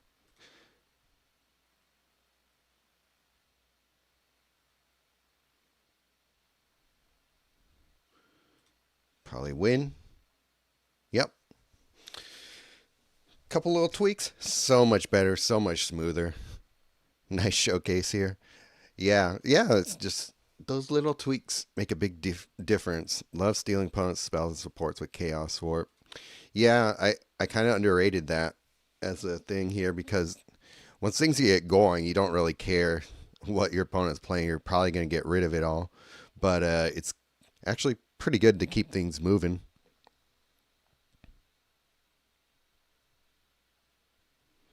And it's there if you need it. So, yeah, Chaos Warp.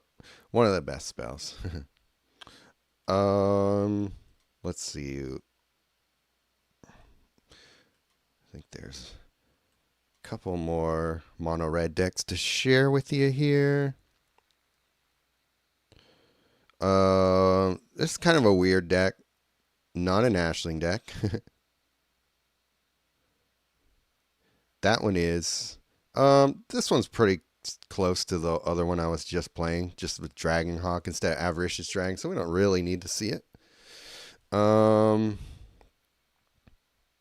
Probably take a while. How many more in that pack do you still need? I think the problem with chasing Bloomburrow is that you get a lot of crap before you get the best cards. So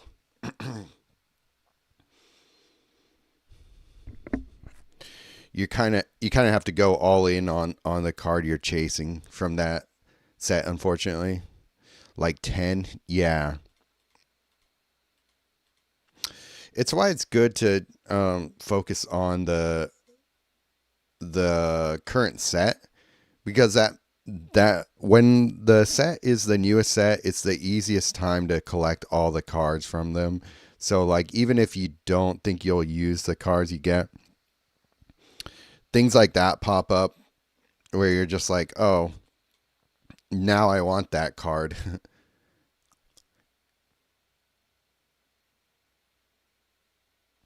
And it's just way harder to get when the packs don't really show up that often, or at least as often.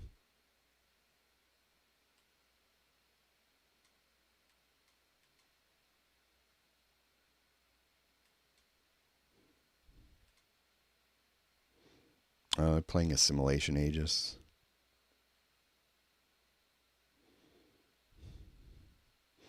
Just ridiculous cascades. I actually don't remember if this deck is any good or not. I mean, it still has cryptics in it, so it's probably not that great.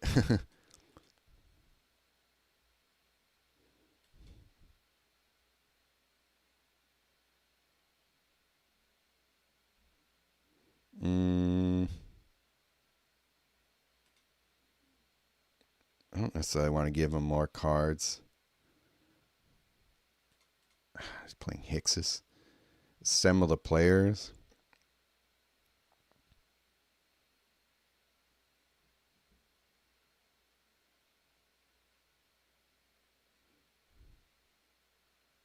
I don't really know how much I want to play this deck, to be honest. I don't remember if that's even a very good deck or not. Didn't seem to be. So, back to the drawing board for that one.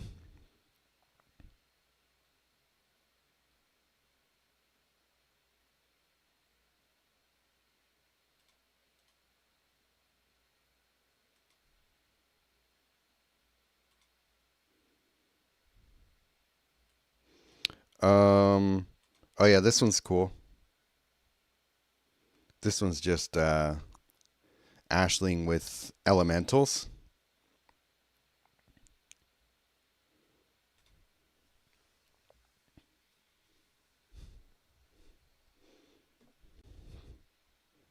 Remember it being pretty fun.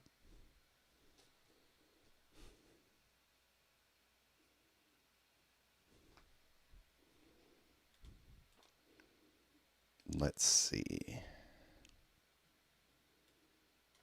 I guess get demo field out.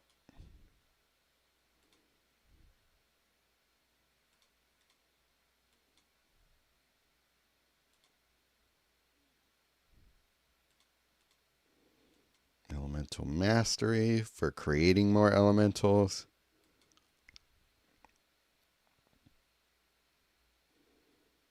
Cool. We get ourselves a spell.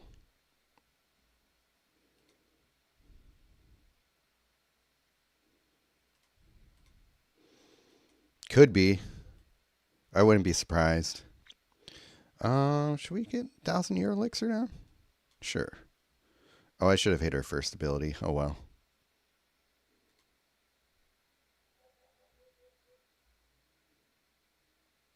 Oh, nice. That triggers on my opponent's turn too? I didn't know that. Just an activated gem is matched. Doesn't even have to be you making the activated gem match. That's kind of cool. Has things getting out of control. Well, we won already, so that's a fun, quick way to win.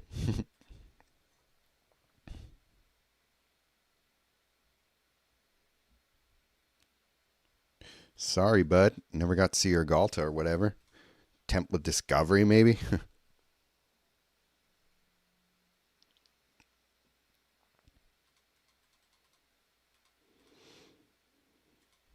Yeah, that's pretty cool, right?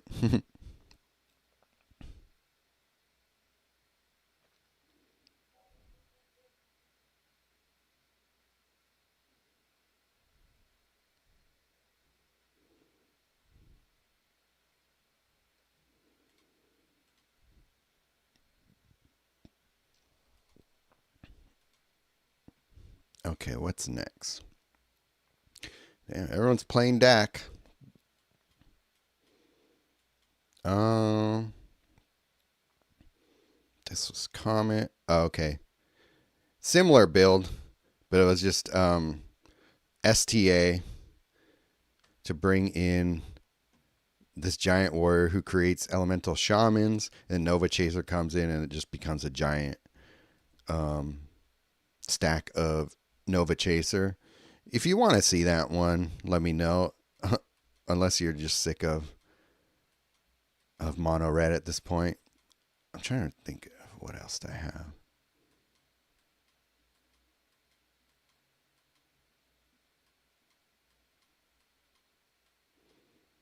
I already showed you the Jace. Is this a Jaya? Okay, this is my Jaya Ashling one with the Realm Scorcher. I think I shared this one on a live stream before. Maybe not.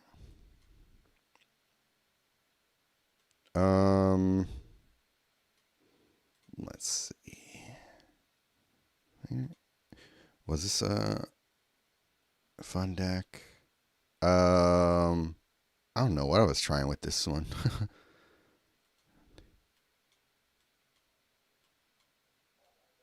Oh, yeah, Kalemne, we wanted to know how many spell slots he has. 6? 6 you can deal with 6. Oh yeah, Kazmina.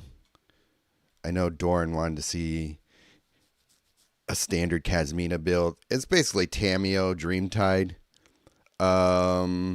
With a couple little interesting things. I put in Sylvan Tutor in here and then Desertion to kind of mitigate the advantage you give your opponent when you use Sylvan Tutor.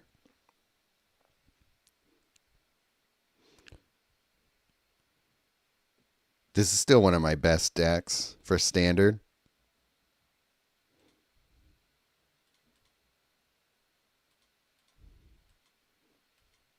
I mean, it's just a loopy loop deck, so.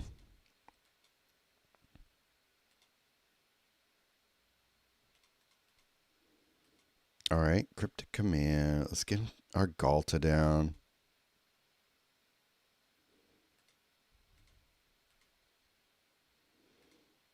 Didn't quite get there. Didn't use his first ability. Okay, then.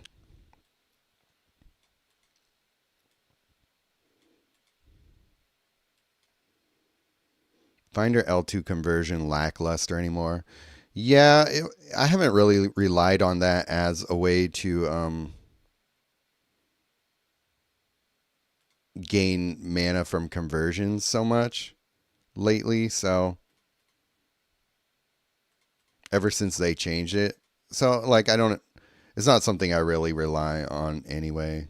Let's see, get mystical teachings. I don't think I need mystical teachings right now. Sylvan Tutor into a Galta.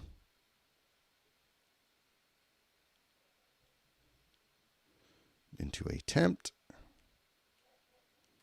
Let's grab a Dreamtide Whale and see if we can grab our Story Circle. Mystical Teachings. Maybe I'll copy that. Yeah, that was not great, right? I can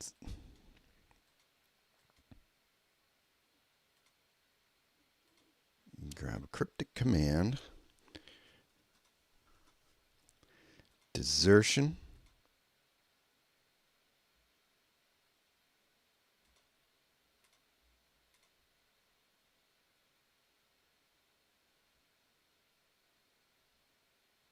Stole his stuff. I don't think I need any of these. Not right now.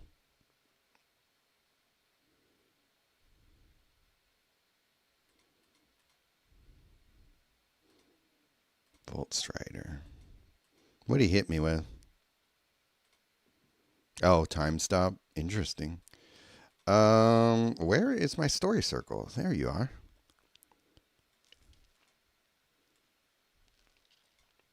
Try and get you down.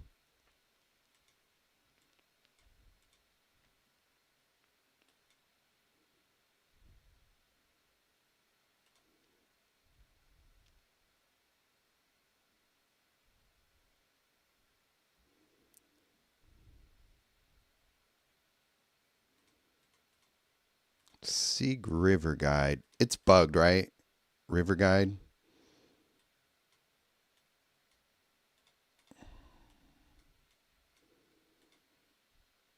I have no loyalty? That sucks.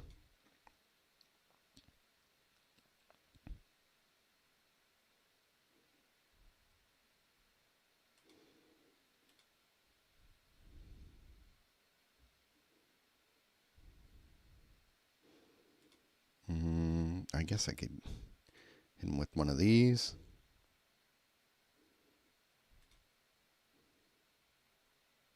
Okay. Time stopped. That sucks. So my story circle's frozen, right? Is that how that works? Um,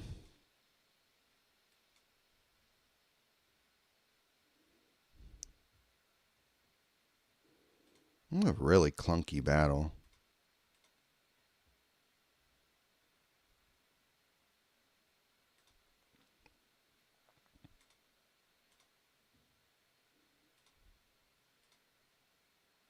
I guess I'll grab a tempt.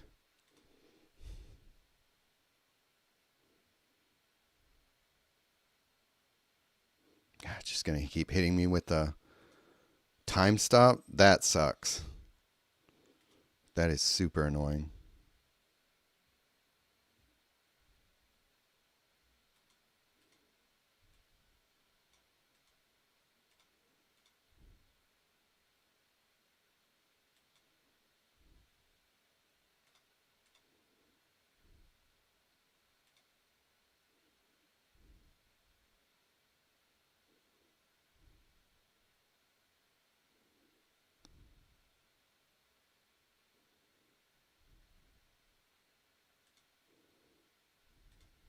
All right, my finally my story circle is unstuck, as well as my dream tide.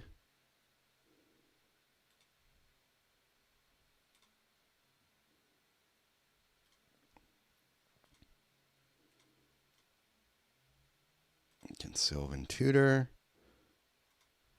Grab a Galta.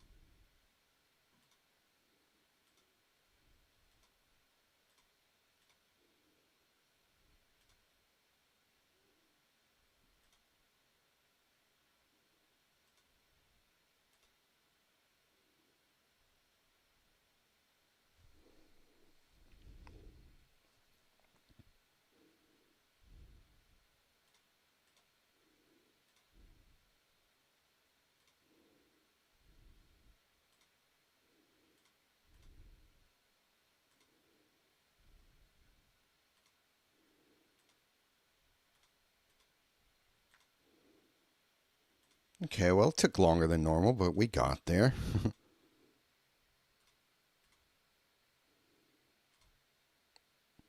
I should have hit the loop timer, but oh well.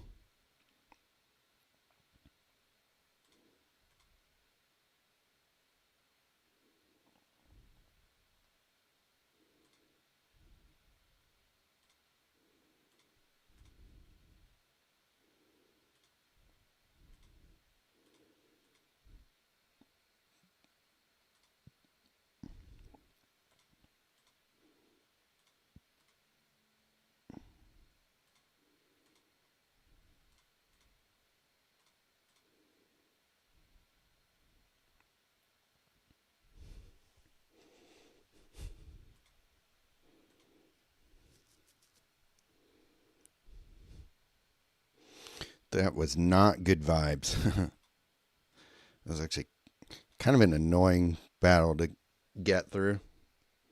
We did it, though.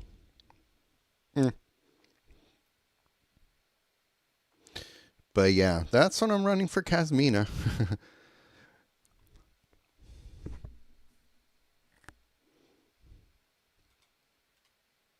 I think there was an Oko deck that someone asked about.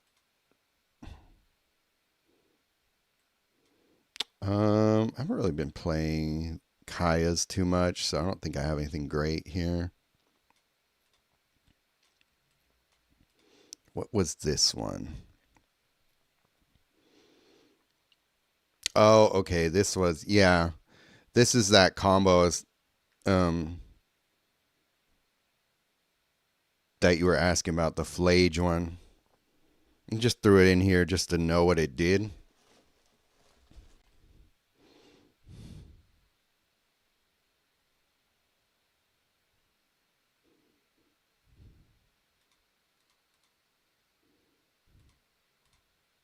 Not a great planeswalker, but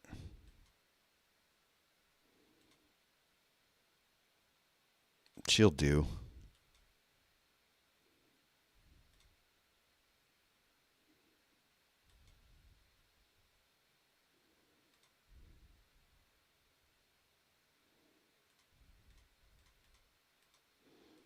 STA.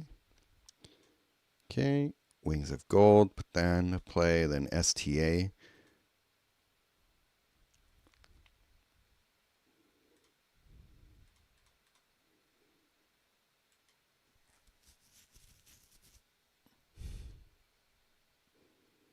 God, her first ability is way too expensive. Taking forever to get there.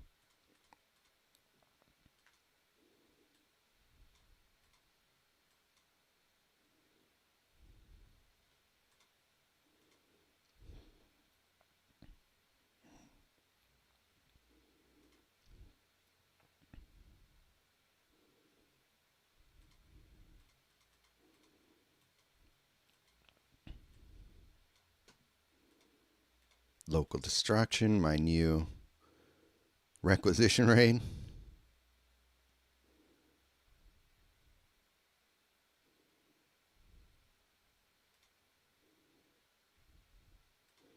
STA Redress versus STA Redress, maybe.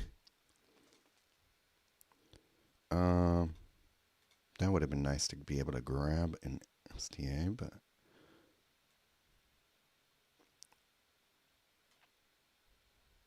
okay. So put Flage into play. Let's watch what happens here.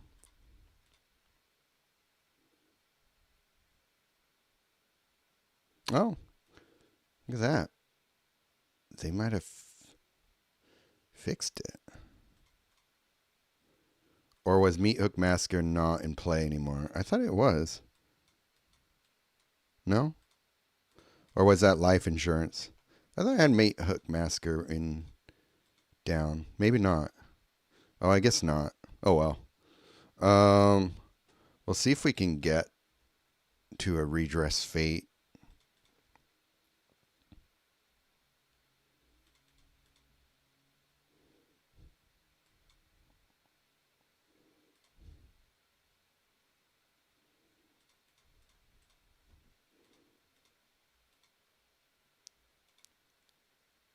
Okay, surveil 2.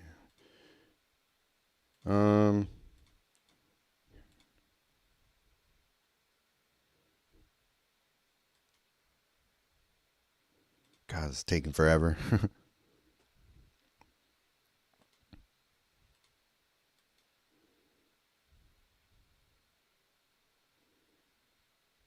Yeah, Flage.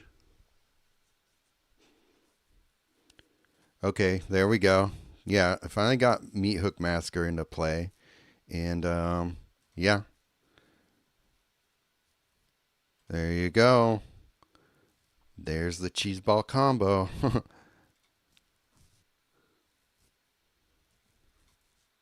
This is the new is it Longhorn Fire Beast?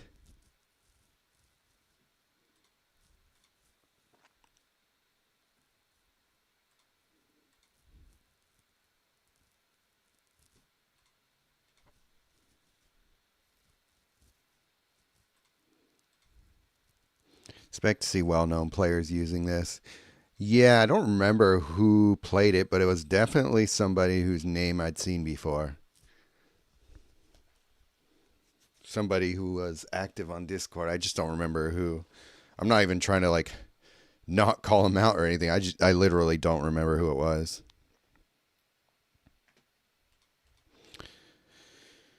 There's that.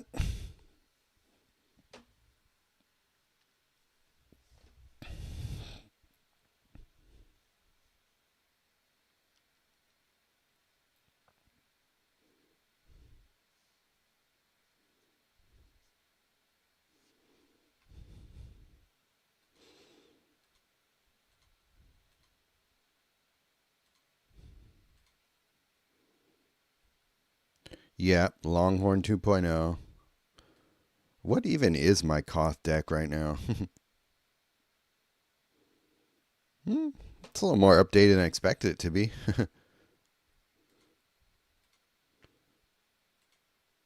The fun Koth. Okay, this is pretty much just an Ashling deck as well. I could probably do more interesting things with him. I just don't feel like it right now at the moment. I think I had a fun Liliana deck. Okay, this is similar to one that I was using before. Um, let's give this a try. I haven't played in a while. Let's take Cryptex out and put in convert to black. Oh yeah, Great Arishan City. I think that's a pretty good one. That converts to different, like Liliax over Veil. Oh, absolutely. I do not like playing Liliana of the Veil. I think she's boring. Okay, 3 gems to black for 10. That's a little better than Cryptex. It's got a little extra stuff to it.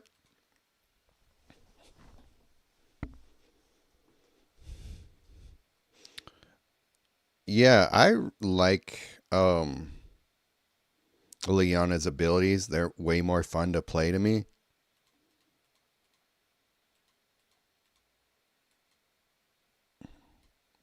I don't like sitting around, even if I'm in charge of the match. Like I'm in a good place and I'm using her abilities to win. I'm just sitting there doing nothing, and I know people say that about loop decks too, but there's more interaction in setting up the loop and all that. I feel like that's the payoff for all the work you put into it. Liliana is just like so just you're playing her kind of on a rail. Like I mean, like there's like a specific path you go, which is just like, fill up your loyalty, discard and destroy, and then hit it and just win.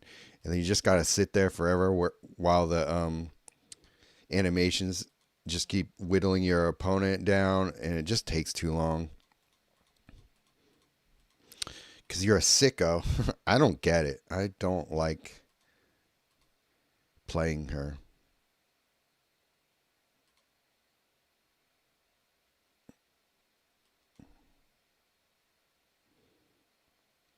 Like, I don't get what people like about her.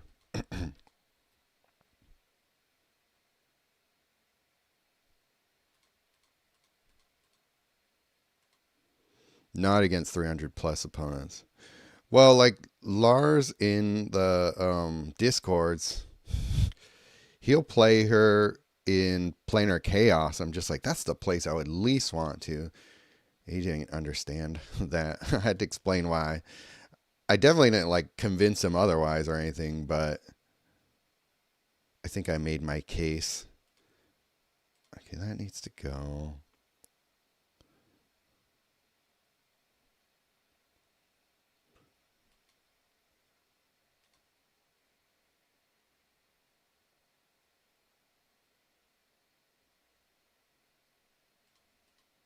Your go-to is QK for a PC. Oh, interesting. Well, I showed you the Amanatu deck that I use. Works just fine most of the time. Can't get a mystical teachings, but I'm not 100% sure why it's in here. Maybe to grab a tribute to hunger, probably.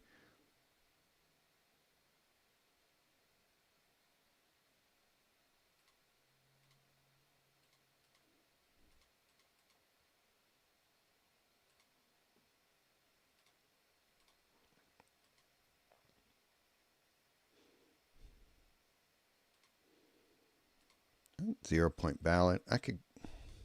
Well, neither of them are going to get filled with mana, so.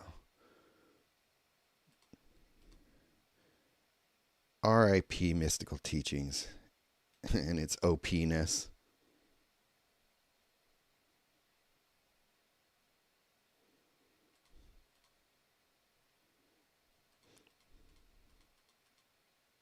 Now it's just, it's good.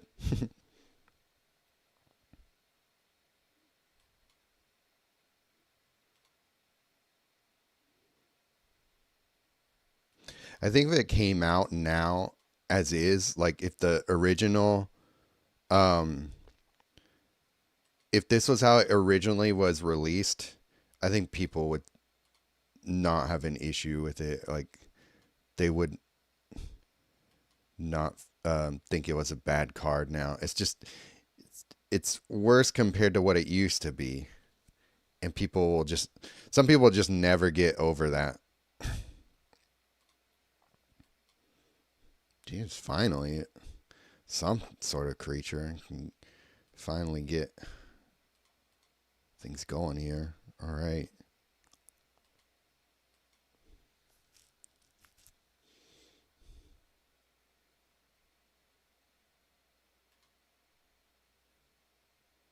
That's pretty annoying too.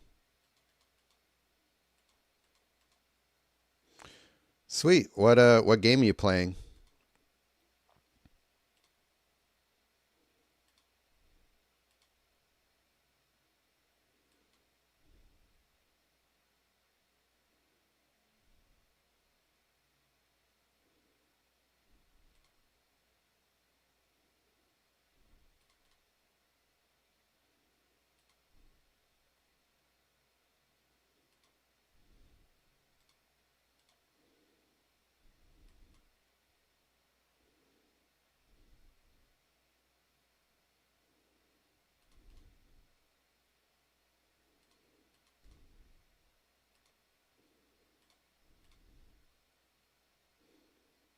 This deck needs more draw and fetch for sure.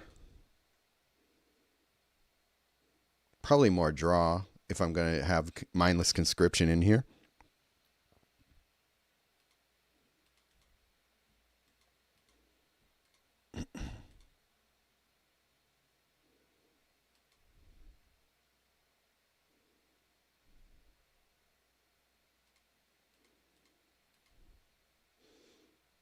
Flotsam is not a bad idea because it's going to be destroying libraries too. And that kind of helps for her first ability. But I think I want something that's a little bit more continuous draw.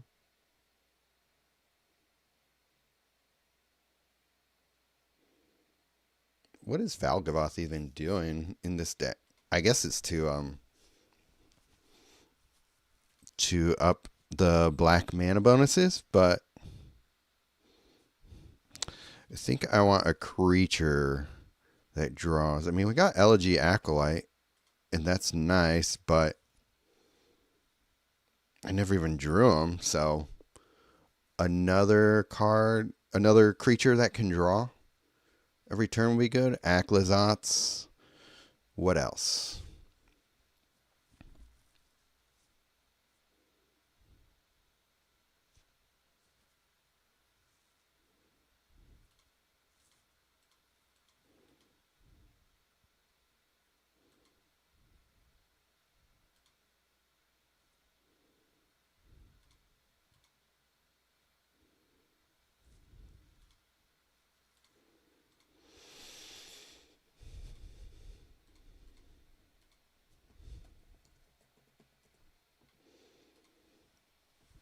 Okay, so we get Acklazotz. That's not bad. Niv Mizzet. What about Niv Mizzet and what's it called? Gitrog? Do I want to do Gitrog? Gitrog with zombies. That might be pretty good, actually. There's also Winter.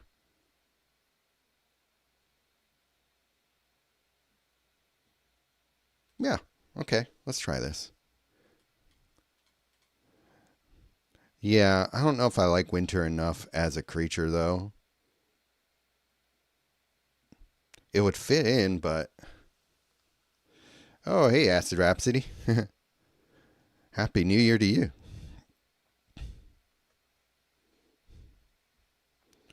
Winter, I don't think would be a bad choice, but is it the best? Okay, Leash. Okay, yeah, this is a good start.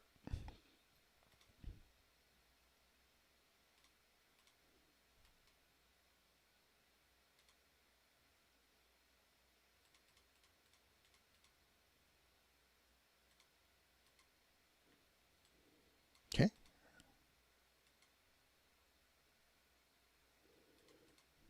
Like where this is going.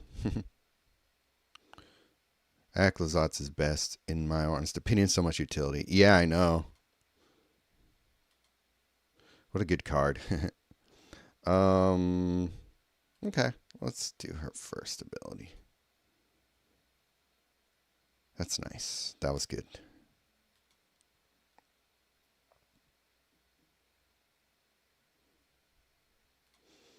All right, you get Gitrog. Of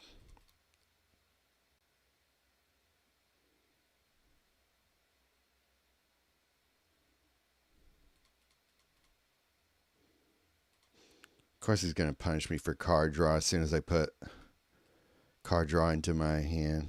I swear, this game knows what you're trying to do based on your deck, and then it's just like, you sure about that?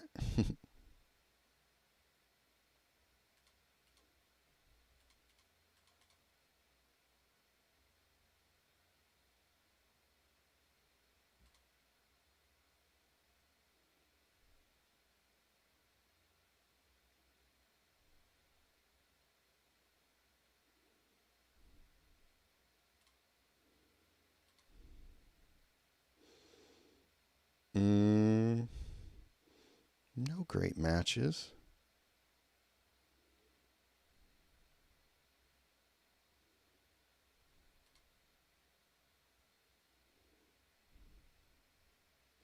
PMA support for loyalty draw milling opponent. Oh yeah, duh. Okay, so I'll take out something for that. That's a good call.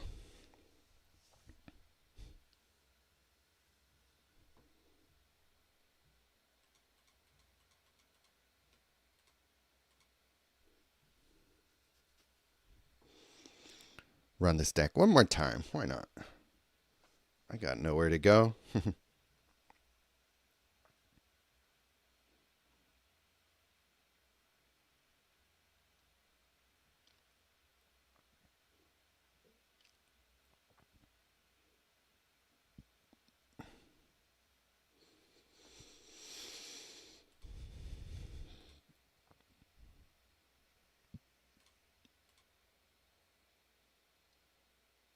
So we take out Gitrog for it.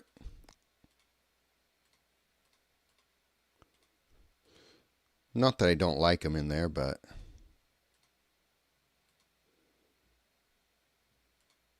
I think he's overall, I think Ripples of Undeath might be more useful in this deck. I don't know. We'll see. Big advantage is not taking up a creature slot.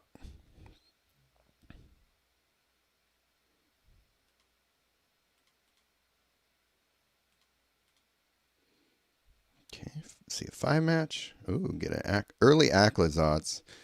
That's a tough thing to recover from. So we'll see. Keep them on the board.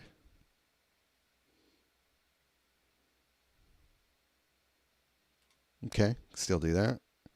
What is that? Oh, I don't know why you're playing that, but okay. Or AA. I should know. Oh, etheric amplifier. Is that not in here? Or what is AA?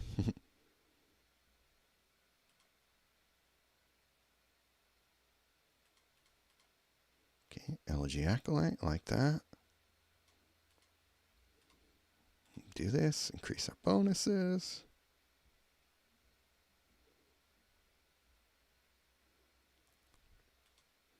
There's ripples.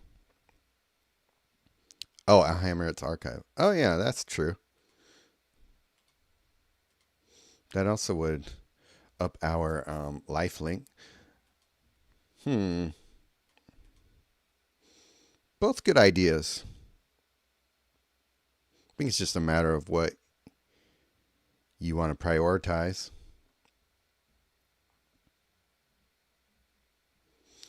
Chimel isn't draw though, and I'm trying to keep it at draw.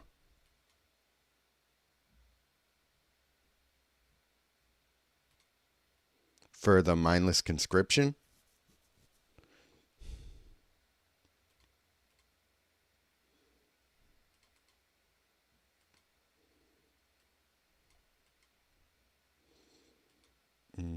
Probably don't need that.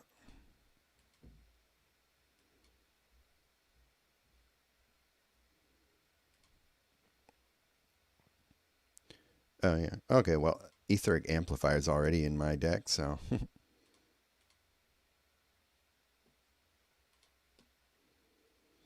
all right, yes.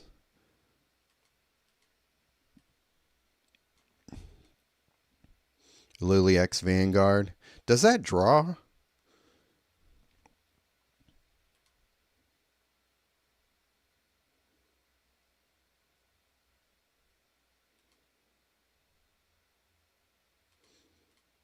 I don't remember it drawing, but maybe it does. Dang. No conversion? Nothing to drain either.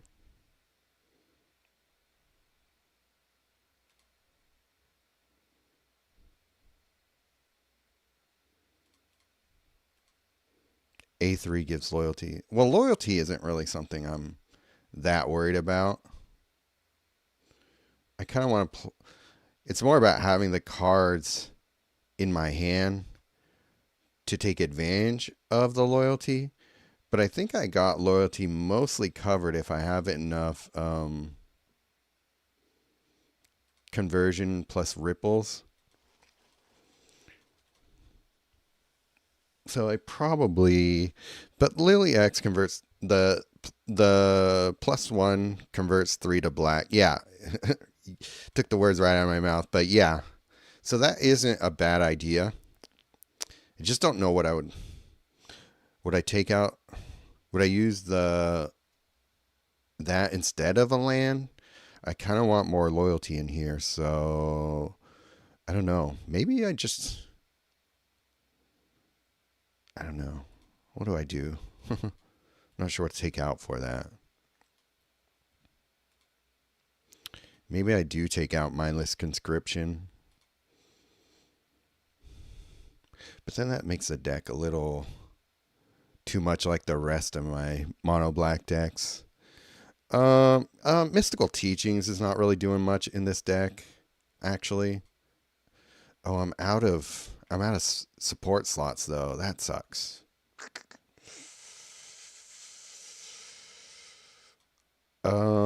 In that case, why don't I do Tribute to Hunger or something like that?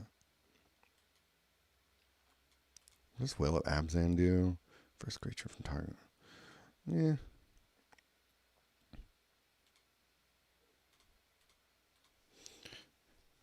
Draw a card. What do we got here? Do I go back to Flotsam? Do I like any of these? No, don't like that. Top 4 cards the target plays. Library, then draw X cards. X the number of creatures sent to the graveyard that turn. It's a little expensive for that. Then your opponent. That's kind of good, but we kind of already have discard covered. Lose 2 life, draw 2 cards. If you win, repeat this effect. That's pretty good. I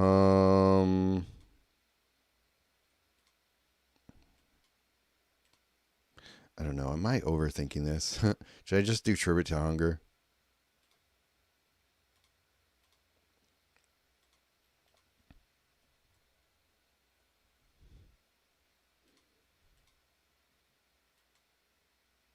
What's Profane Command do?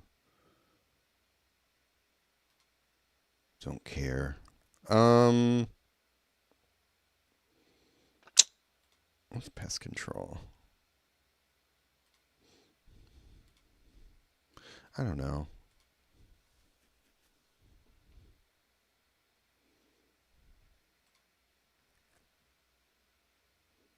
Don't care. It's not a great card.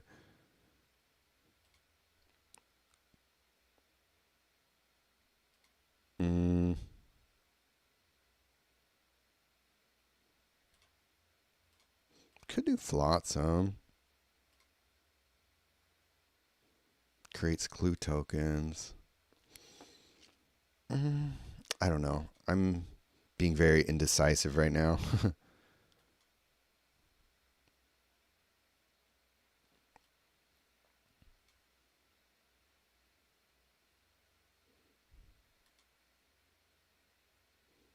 Blasphemous Edict? Oh, but the exiles. Spiteful Visions. What's Spiteful Visions?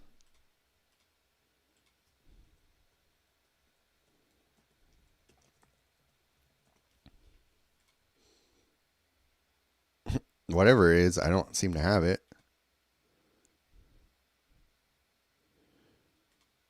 Show all cards. What? Is it the right name?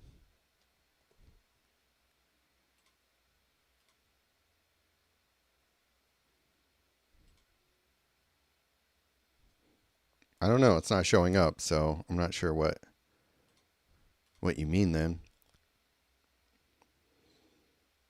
Tyrannize is fun. It's not necessary in this deck, but it is a fun card. What's this? Helm of the Cast Lord. It's an aura. Who cares? Pillage the Bog. This is fetch. 2 of 4 cards fetch. Pilfered is an 8-mana common to mill yourself or oppose draw 2. Well, that's not a bad idea. I'll try that.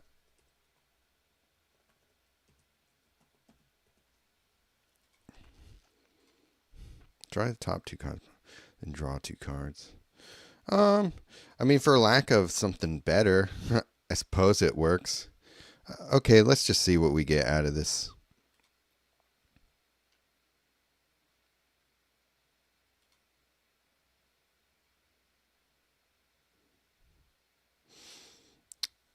Oh, actually, I'm thinking maybe a spell that corrupts a bunch of gems. So that's like a little bit of conversion.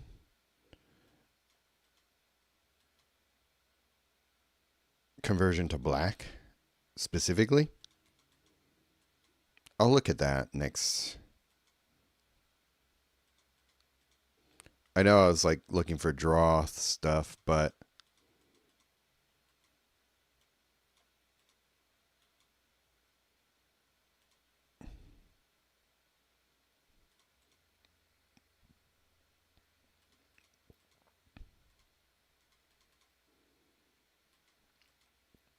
let's get him down.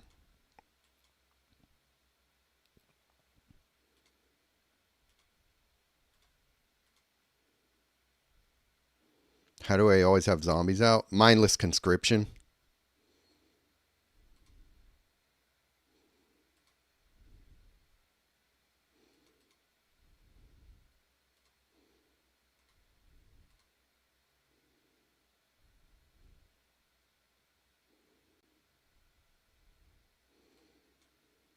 We could toss some of these. This little guy right here. PM2 card.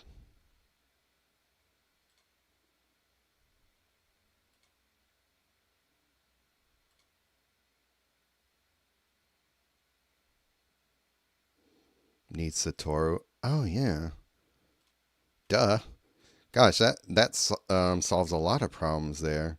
I'll just take out Elegy Acolyte for Satoru. It's a black-red enchantment from Lauren. Oh, so it's a support. So that doesn't help, unfortunately. But that's why I want to build around Mindless Conscription, kind of, because it is such a good card when it gets out.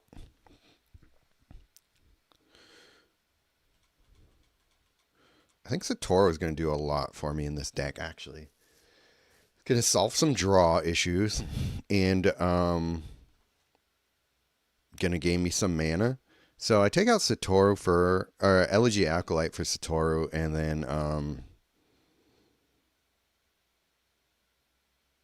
then fetch. Add some fetch in here to get to make it more consistent. So that's what I'll do. Oops, did not mean to exit. Elegy Acolytes.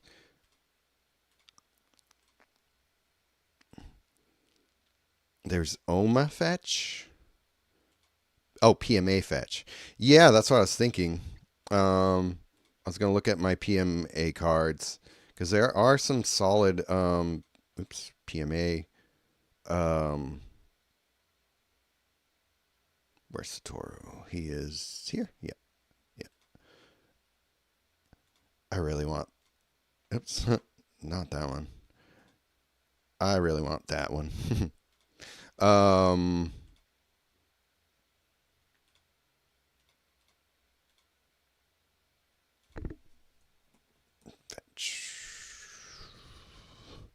So we got Pillage the Bog. This picks 2, first 4, and fetches them. That's pretty good. This one's only 4 or 1 of 4, but it gains mana. This is also if you have less than 2 cards. Which one do we like more? Do we like Infernal Tutor, Pillage the Bog, Demonic? Can't. Oh, that's only for. Take spree 3. All cards in your hand gain 6 mana, then you lose 10 life. I don't hate that. I kind of want to do Pillage the Bog because we can grab 2 of 4 instead of just 1. That might help a lot. I would do Chimil, but we don't have supports left in our deck slots, deck limits.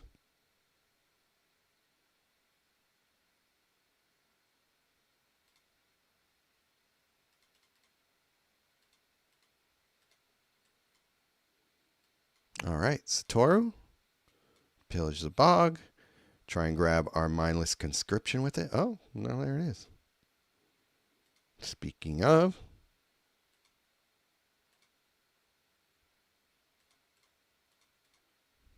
I hope so. That is the objective. Make this deck go burr. So let's see if we can get into play ASAP.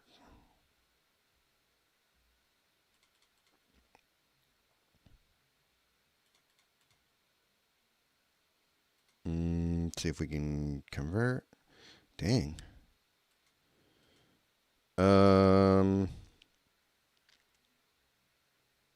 What do we got here?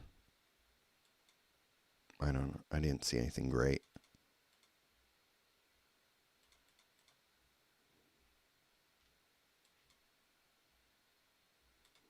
Okay, here we go.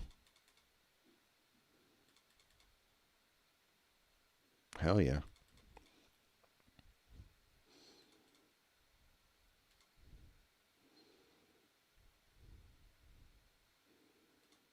Okay, so we take all the stuff out of our deck, or out of our hand, I mean, and make things happen again.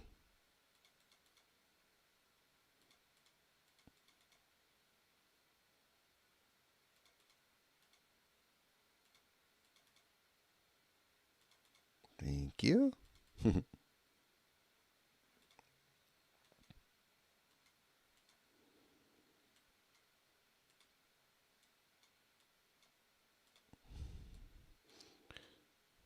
Wouldn't it hurt to have more shields on my mindless conscription if I can get it there?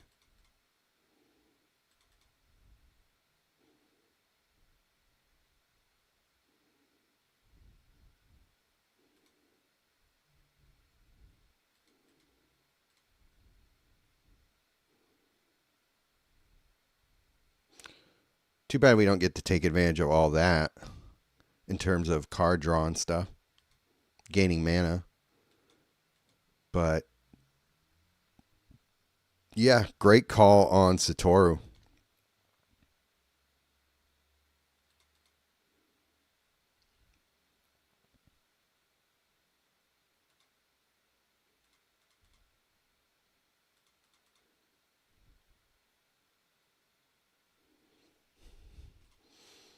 Sweet. That was fun.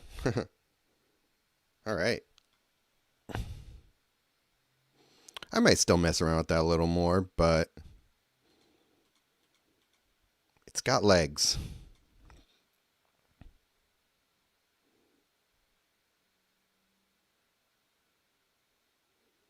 Would need to include auto casting cards. Yeah, so I'd probably take out 0 Point Ballot and put in Tribute to Hunger. Matter of fact, I'll do that now before I forget.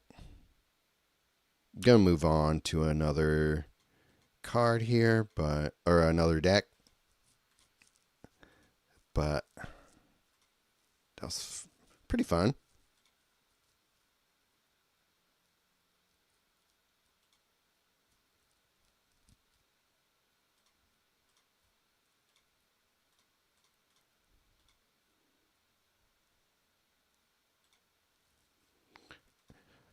Is Infinite Obliteration still usable? Absolutely. It's just one of those cards that usually gets the axe before anything else. So it's still a really good card. It's just there are better ones. Okay, so I don't have a standard Windgrace deck. Let's see. Nico. Okay, so this is another one of those enchantment decks. This one's pretty fun. Overlord and Temet play well together. Healer of the Pride does fun stuff too in here.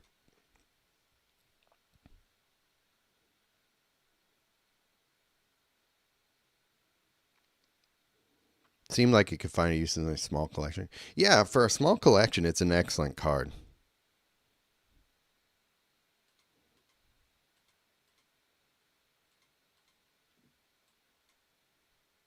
It's just that there are cards like Oil Deep Gear Hulk, which basically do the same thing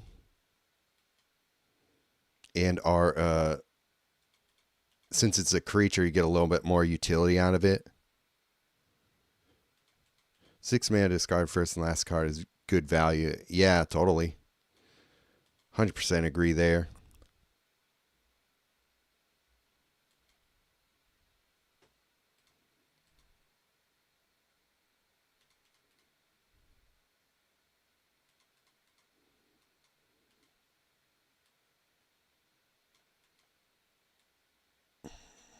I would like to play that, or Universal Surveillance, but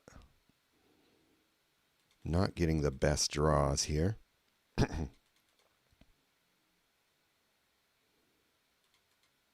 Or potential matches, I mean. But let's set that up.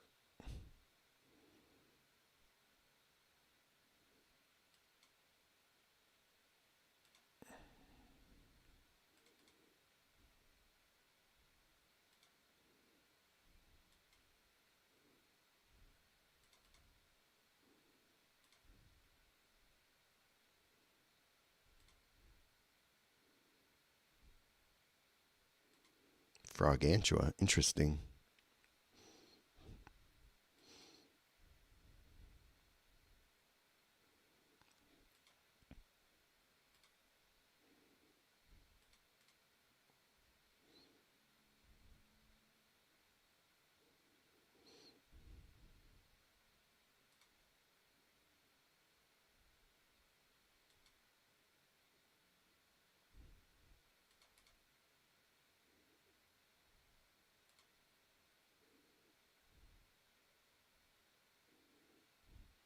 I'm actually very surprised that I'm doing this well in this match for how badly it's been trying to get mana into my cards to still be able to like be that far ahead in terms of board state. Kind of a small miracle.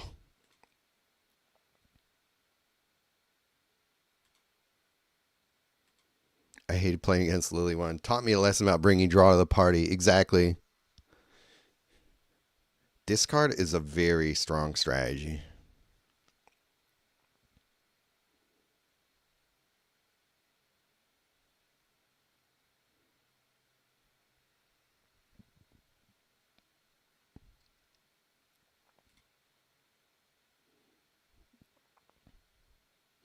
So yeah, with every Overlord coming into play, um, it's drawing for Temet. So we get a nice little reinforcement.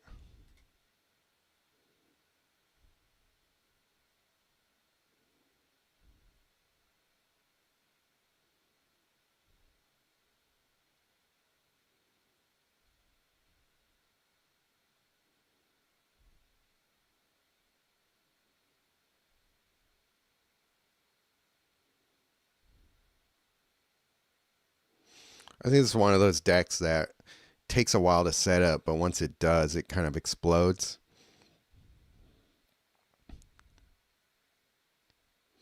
I think we kind of got lucky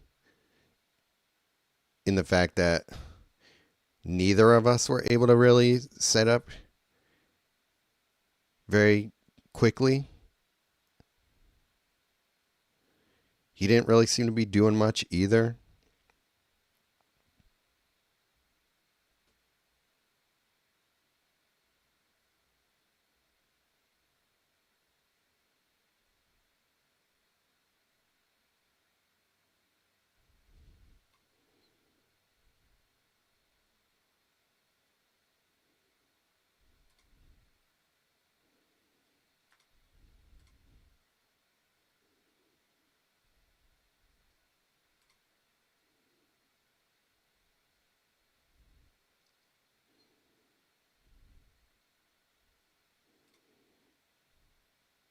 Really love having our chromas. Yeah, it's such a good card.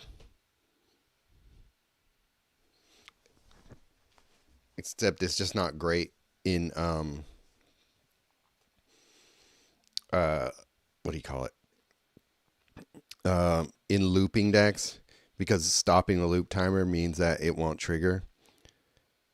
What's the first creature? Wait, second creature now. Well, I had Heel of the Pride, Temet, and Overlord of the. What's the Overlord? It's a blue Overlord, whatever the blue one is. Overlord of the whatever.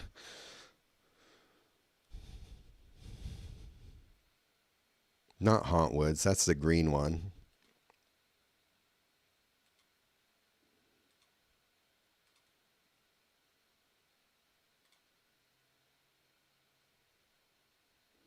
Overlord of the Flood Pits. Yeah. Great card. Discard a card and draw 2 cards. Those cards gain half their mana rounded down. Go as Temet then. Oh, okay. Yeah. First creature attacks, draw a card, and then gain 7 mana. When you draw a card, reinforce all zombie creatures you control. Pretty nuts card.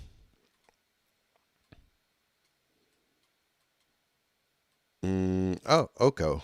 I know you wanted to see an Oko deck. Which one? I don't know. Any of these are? These are all, what do you call it? Event decks, but this one I was just playing in Trial of Ambition because I just got bored of playing Herald loops. Which one's this? This is for Fate is Rarely Fair. Oh yeah, this is like a standard deck I built for Fate is Rarely Fair because I got bored of playing what I was playing before. This is actually kind of a fun deck. This is this will be fun, actually. It's not a super strong deck on its own, but the fact that it's just always stealing stuff from your opponent makes it pretty strong.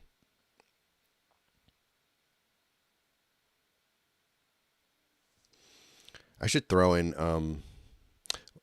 well, actually, no, this is an event deck, so I can't get that creative with it, unfortunately. Instead of Shadow of the Second Sun, though, I could put in Thought Reflection.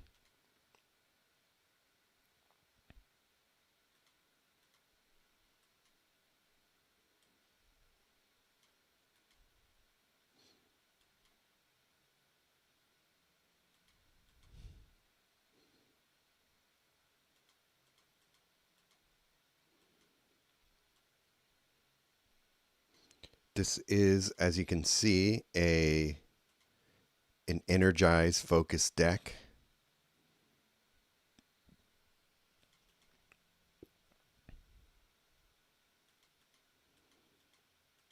Probably not going to get a lot out of this. I'll save it. Chat Bros.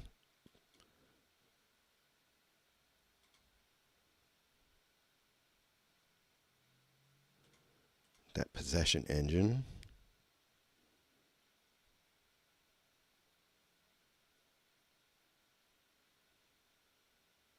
Playing Knight's Whisper. Boros Charm. Oh, okay. I see what they're doing. Yeah, they only gave us one. That kind of sucks, right?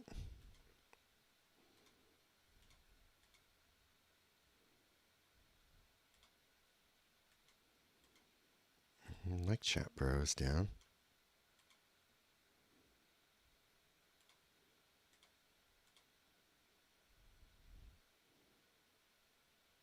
Trying to get some mana. Okay. Possession Engine. I think I gotta steal this guy, or else he's gonna kind of destroy me.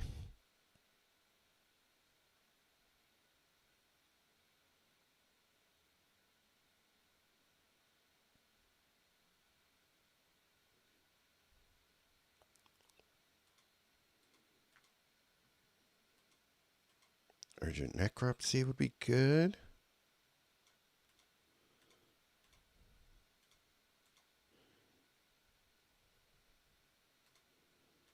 Okay, that's just a gold token. He's got shield counters on him.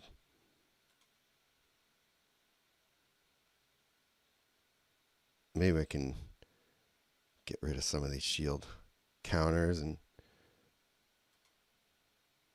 try and do something about him.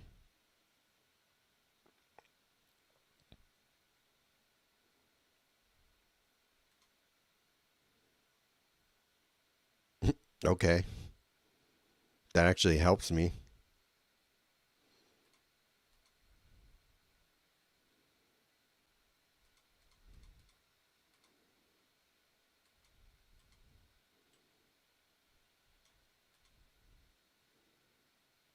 Mm.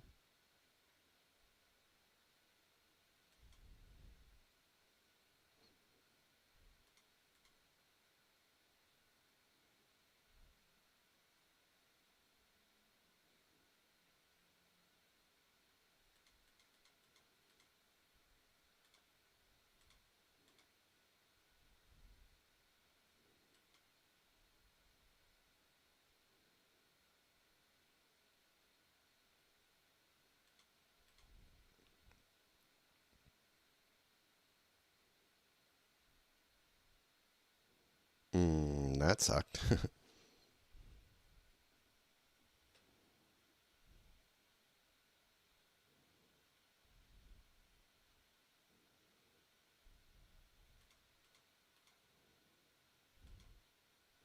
Chalk outline.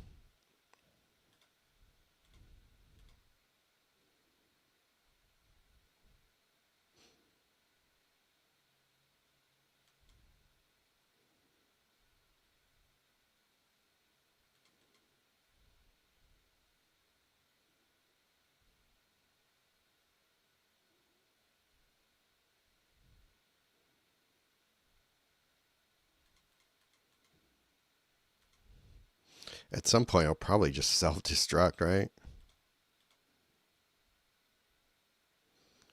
Okay, cool. Finally to his third ability.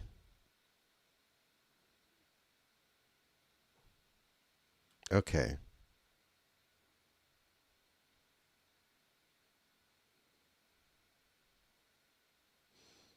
Well, he finally gets somewhere. Looks like it. Okay. Hmm.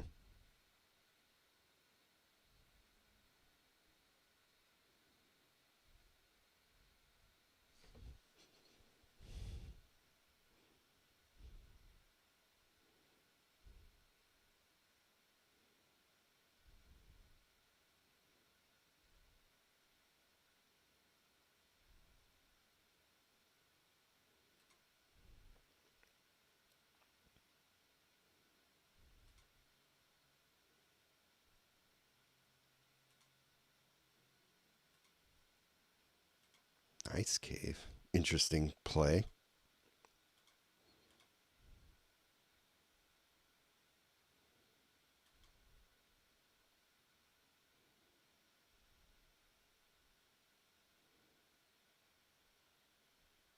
Five swap McGee.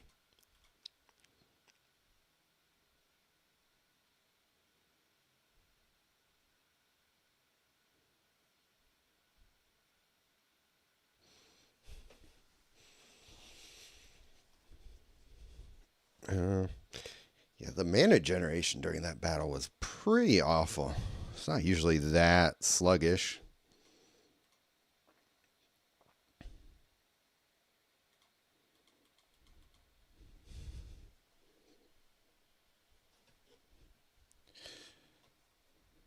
Bit hesitant to mess with that deck too much, but I could just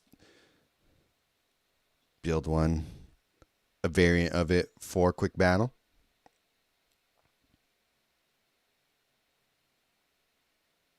Didn't help getting Scholar late either. Yeah, that's a big deal. Scholar puts in a lot of work um, in that deck, so that wasn't great. What's this? Survivors of the Four Tribe. Oh, okay. Oh, all right. This was my deck for the Merfolk. Okay, Shadow Second Sun. Instead, I'm going to do Thought Reflection. It's way more expensive, but I think it's more useful. Steam Core.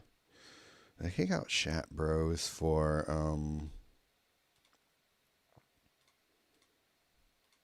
somebody who's going to get me more mana.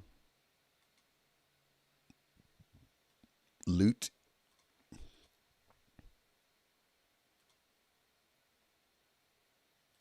I think I could handle not having Shat Bros.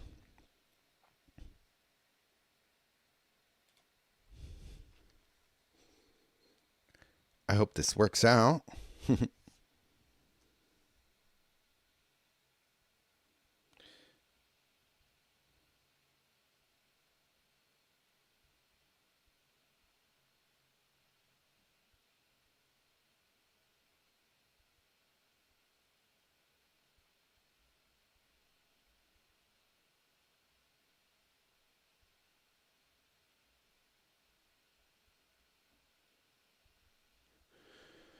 Need to go look up popper builds. I don't really do popper builds unless I am forced to. So I'm not the best creator for that. Flood pits is a good call, actually. Can we get loot? I'll steal your healer.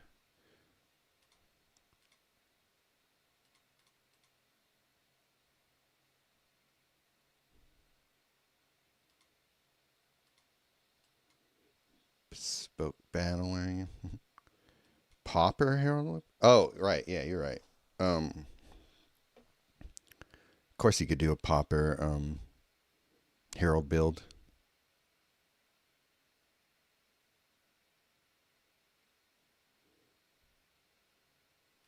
Okay, well. All right, sweet. We get a thought reflection down. Put our. I want to get my steam core in play. Oh, I need to hit his first ability, actually. Get that crime emblem going on.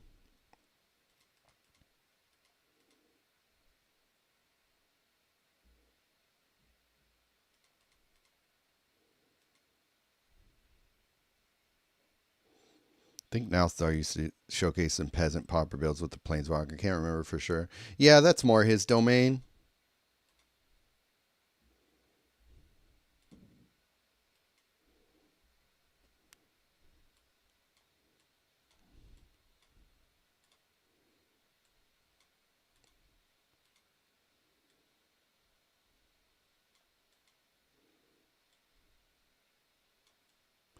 Like if I were to do that, it literally strictly would be for content.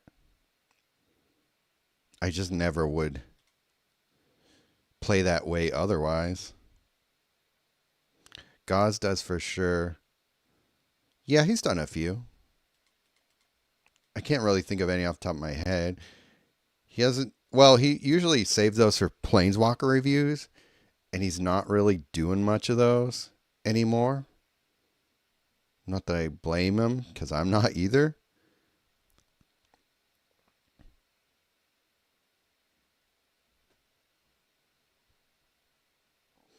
Somebody's still playing Tempt.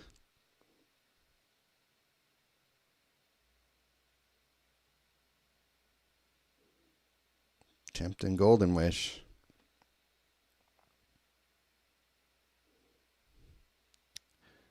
This is slow and agony, but it's not resulting in death. So I got two parts of his name. Sweet. Look at all those free cards.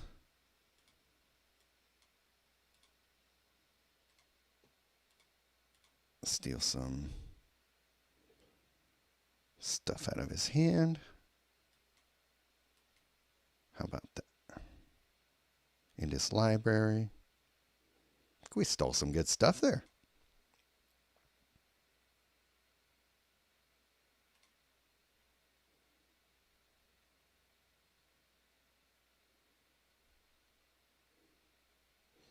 It's nice that we can just discard the stuff we stole from with Steam Core Scholar anyway.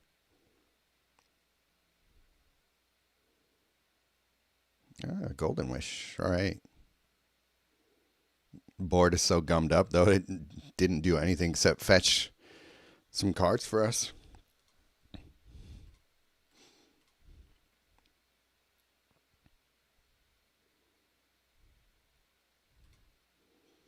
I don't know if I even have room for gold tokens on the board right now, so maybe instead I just copy my Steam Core Deuterino.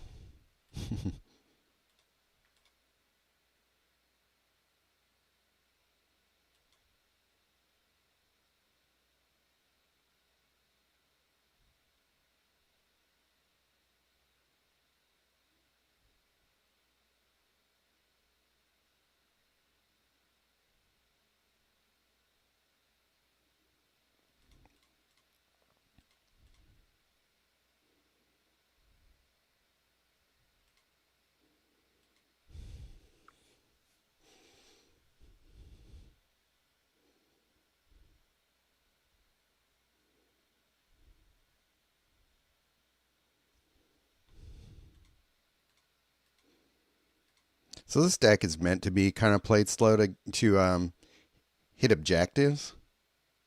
So that's why these creatures are pretty weak, relatively speaking. But I usually play this in an event that has enraged, so you kind of need them to be slow. And by the time you get to the point where you can win, then it works out okay.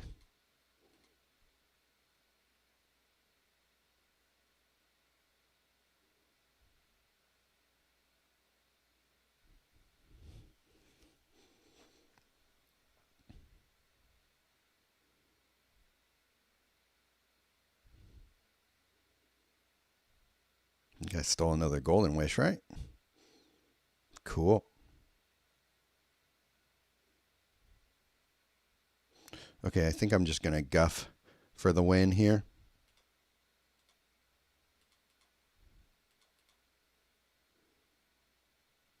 Nice.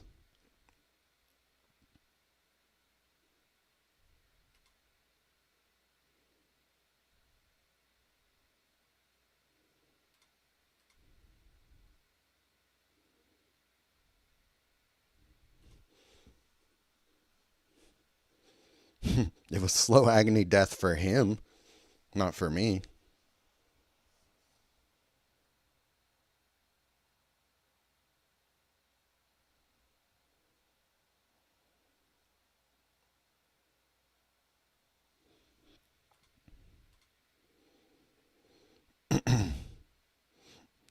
It does. I've been playing it since it came out.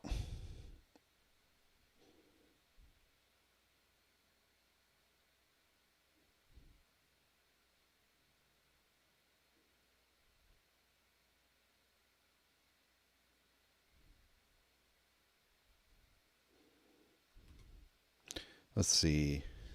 I think I'm running out of decks to play here, but I have been going almost 3 hours, so. What's this Onyx build? Okay, that's fairly similar to what I was playing before. I wonder if she gets, how many support slots does she get? She gets 5 as well. 7 spells though.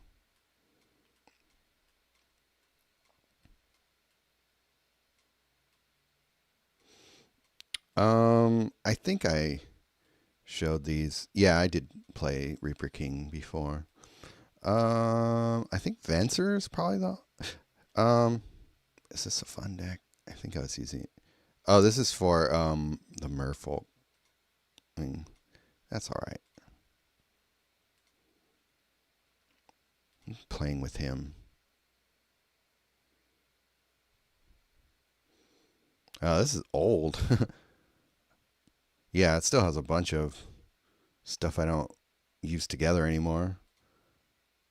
RIP Starseer. um, I'll mess around and build something new for him later.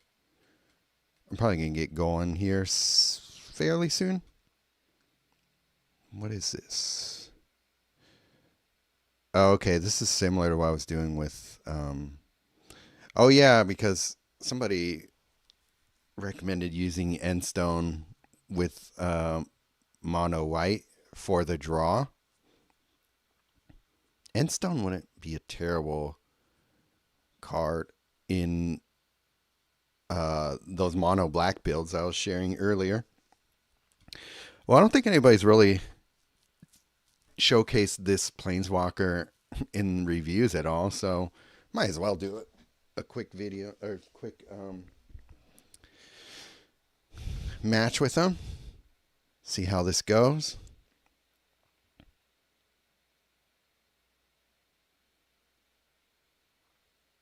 I think the main objective of this deck was to play a lot of things out from your hand and then just keep drawing new things when end stone is on the board. So you just keep doing that over and over again.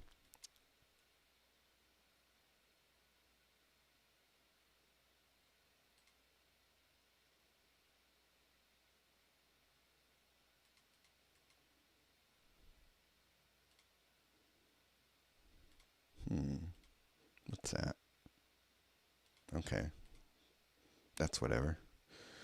Draw 2 cards. I kind of want to draw 2 cards. Okay, there's our end stone. Get our ley line. That'd be nice. Okay, there's a 5 match of black.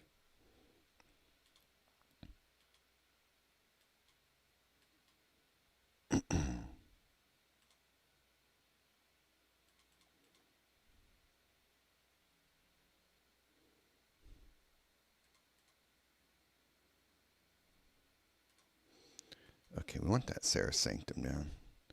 Sarah Sanctum with Nico would be great.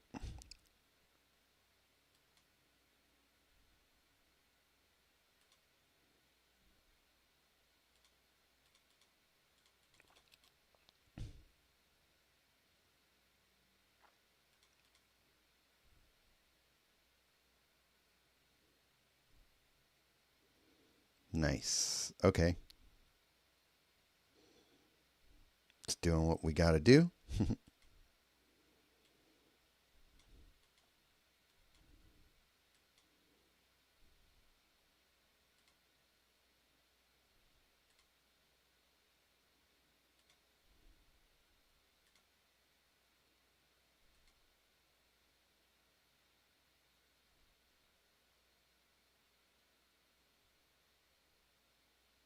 Oh, yeah, the little Null Drifter Eldrazi spawn token that creates is an enchantment. So that is going to help us with everything else we're doing here with enchantments. Sarah Sanctum and all that. Should get good amounts of white conversion from the Sarah Sanctum too. And she has good mana gains in white. So we're probably going to be able to fill up a lot of our hand with mana.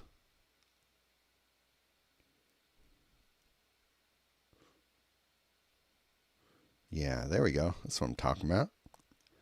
Don't need the samurai, but we do want to convert to white. So look at that.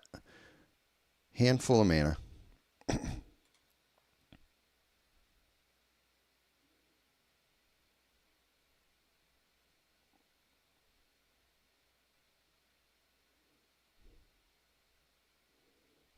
Must have destroyed my end stone. Oh well. That's okay. Null Drifter. Deleting stuff.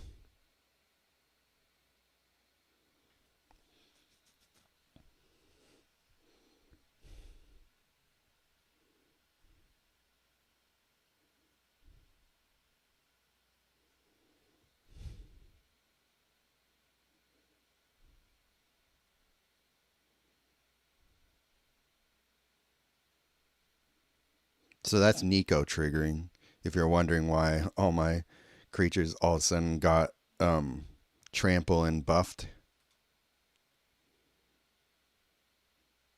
Let's draw a couple cards. I forgot Assemble the Players was in this deck.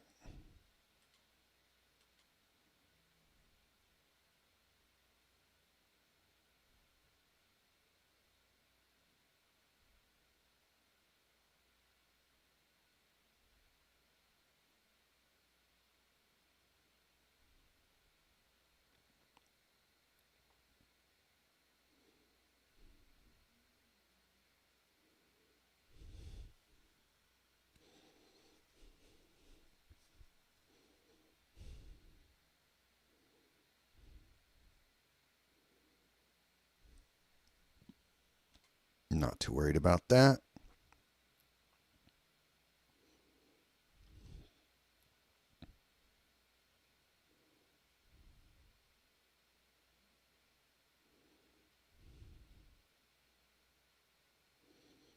I think if I did Pearl Ear instead of Calyx, that'd probably be just fine.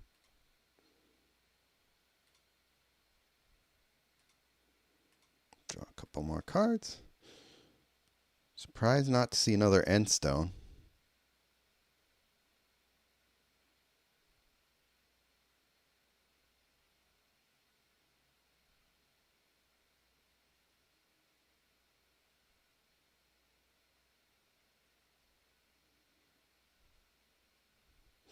Bit of a slow build there, but the idea is fun.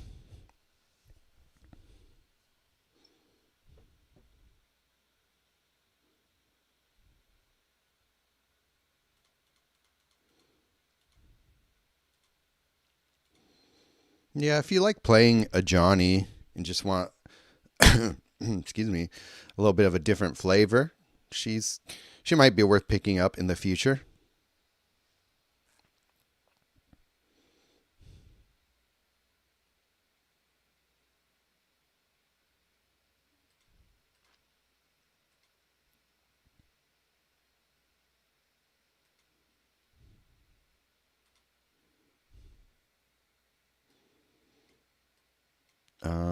I think Venser's probably the last one. Or I could show you these Yugen builds. Which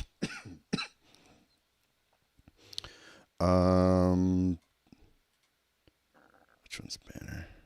Play mono white, it's usually Archangel Elspeth. Yeah. Understandable. I see there are two different ways to play Yugen.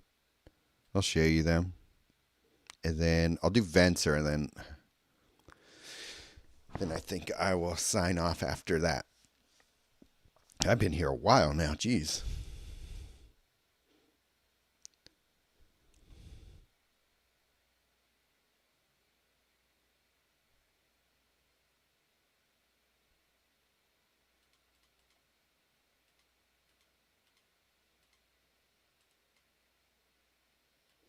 Get Golden Wish down? Sure.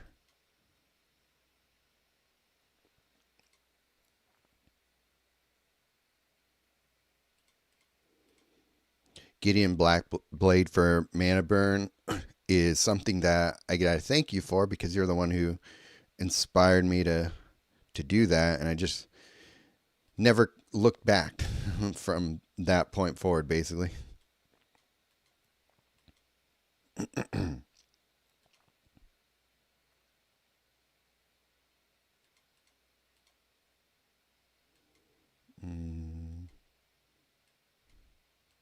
I'm actually not totally sure what Golden Wish is going to grab for me.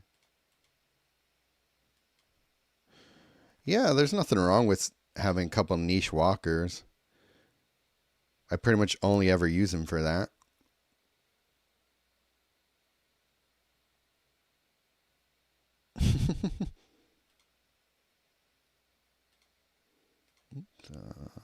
Get a rediscover.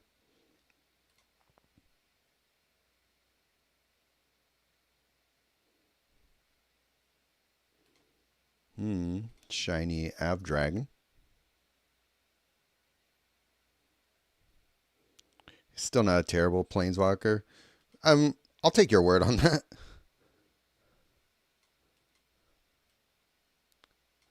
Null Drifter. Echoes. Demo Field. Okay, I think this works just fine.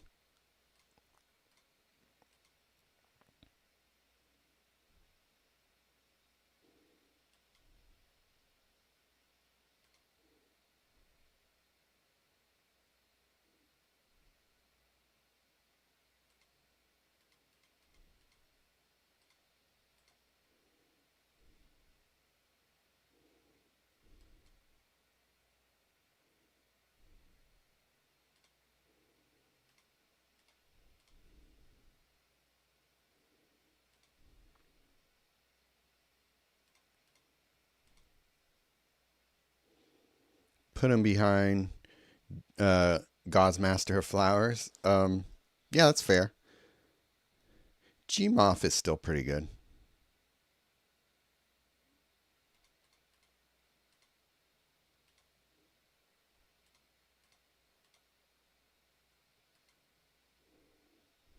Let's get an Olimog down.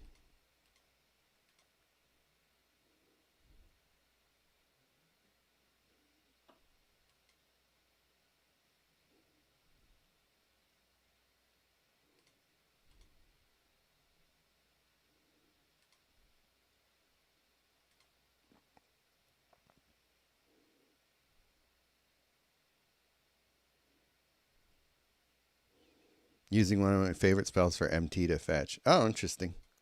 Didn't even think of that.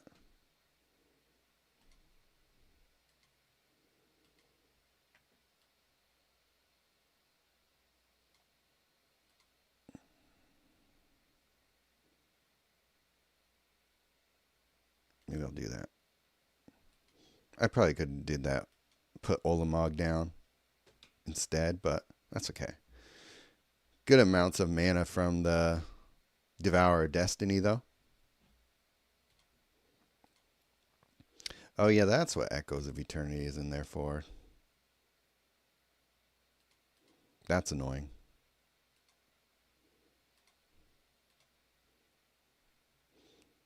Keep my hand full of colorless stuff.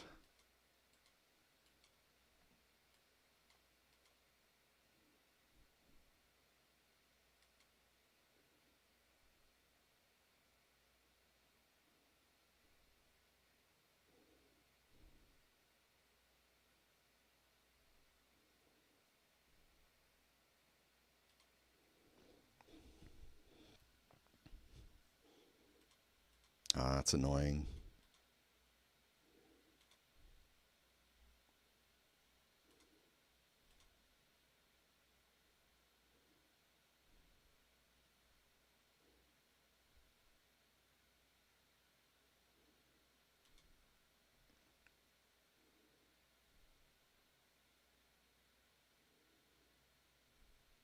Cool.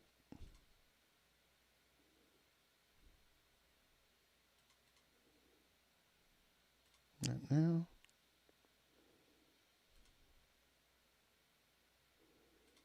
What do we want here? Sure, let's get another Olamog. Good amount of mana.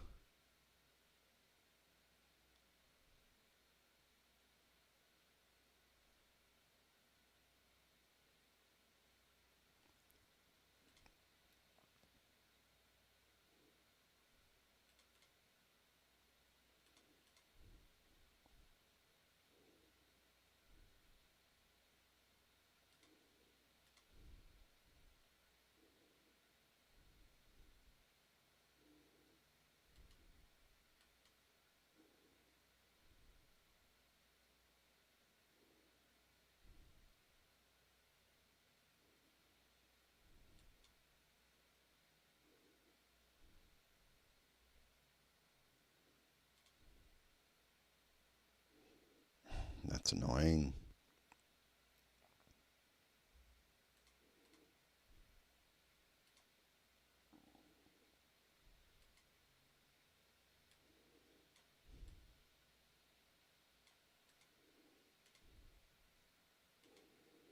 At least I can just, yeah, get a new one on demand, basically.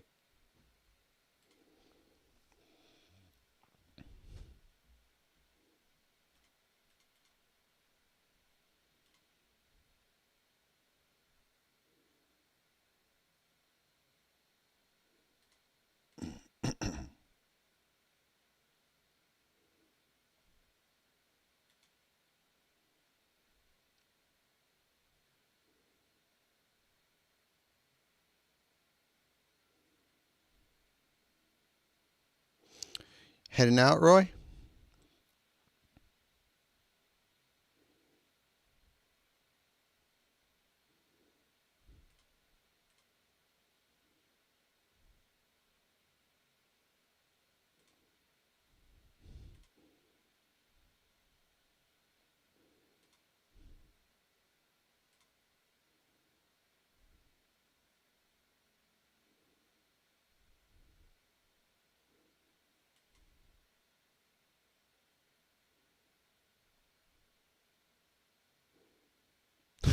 Nice.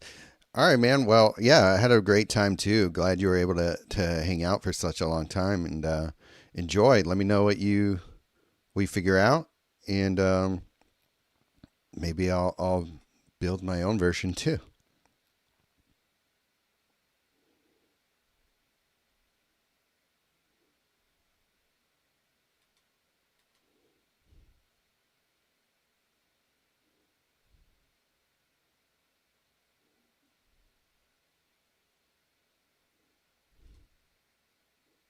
All right. Sounds good, man. Have a good rest of your New Year day.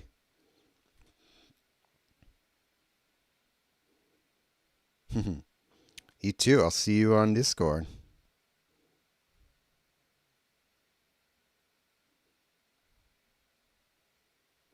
It's a pretty good amount of cascading there. Nice. Haven't seen enough of that.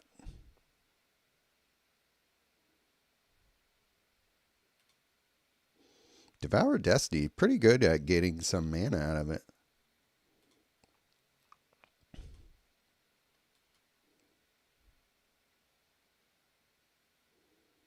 All right, finally. That took a while and because of this stupid ability.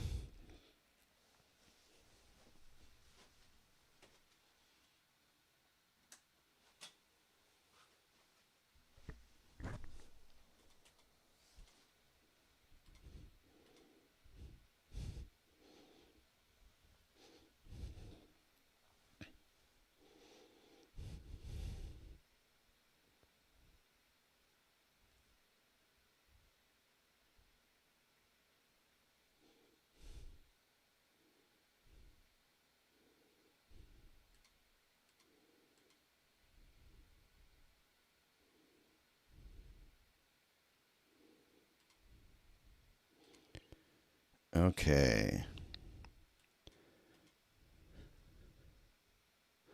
How about this one? It's almost the same thing though. I don't know. Okay, we'll finish it off with Venser here. Um yeah, this is just a pretty interesting deck because Shiko, Paragon of the Way, exile the first non-spell card with cost 9 from your graveyard, then create a copy of that card and play under your control. So we got Strict Serenade and Ambiguity. So we put in a bunch of Shikos into play, and we get a ton of those into play. So this is kind of more of a slow play deck. It's not really the STA RTP doesn't necessarily win the battle outright. It just enables the deck to do lots of fun things with it. So that's why I like this deck a lot. It's not just like play 2 cards and win. It's play 2 cards and then your deck kind of just opens up in utility. So it's a more, I guess, nuanced way of using STA. Hopefully you guys have fun watching it.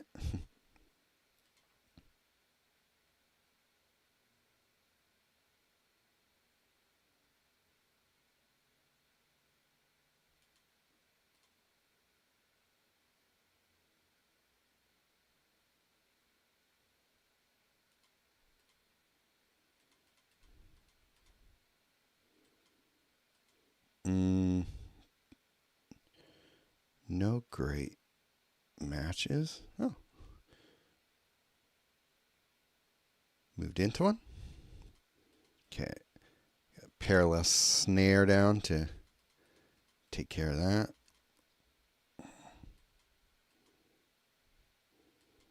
Okay. Hopefully we draw erase the past soon.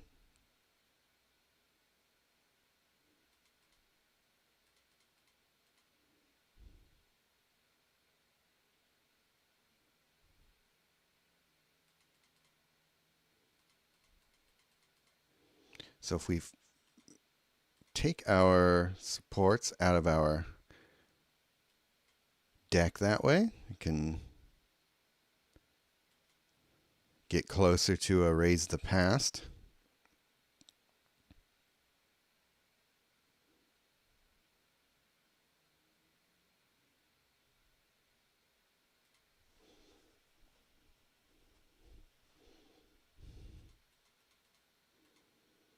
Steam Core, that'll help.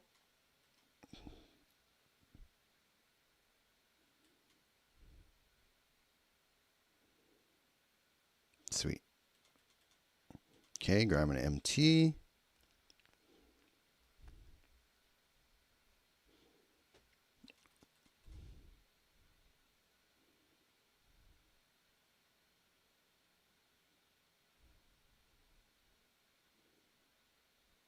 Nice.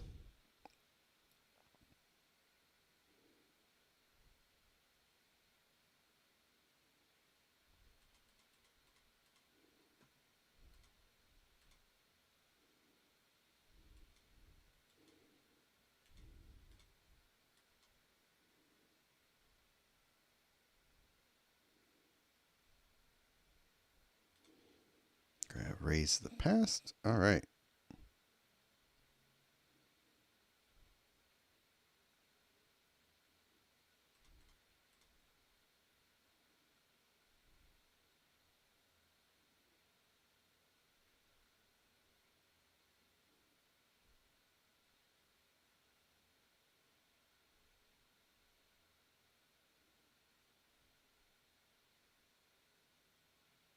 Dang. Another round, I'm assuming.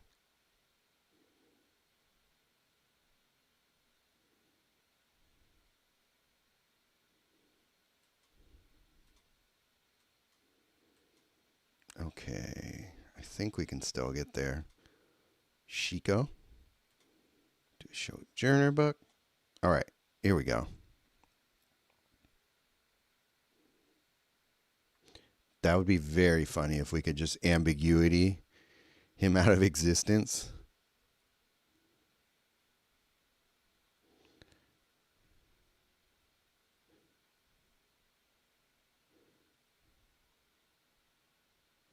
We're going to hit RTP, so that's not going to happen because I'm going to perilous snare him, I believe. But we'll see. This is hilarious. Wow. Knocked him down to... Wow. The power of ambiguity, guys. We wiped off a 55 power creature just from ambiguity. That is insane.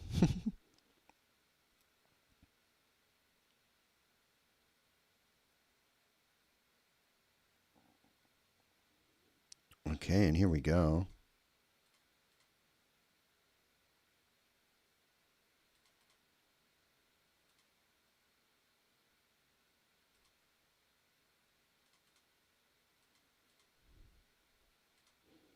Nah, come on. We got to keep having some fun here.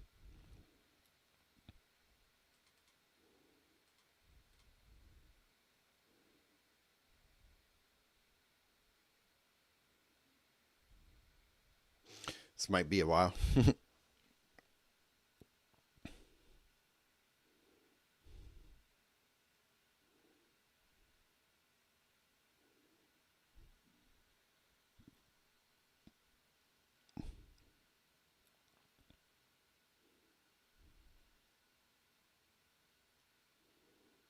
Did I get any strict serenades into play? I don't even know.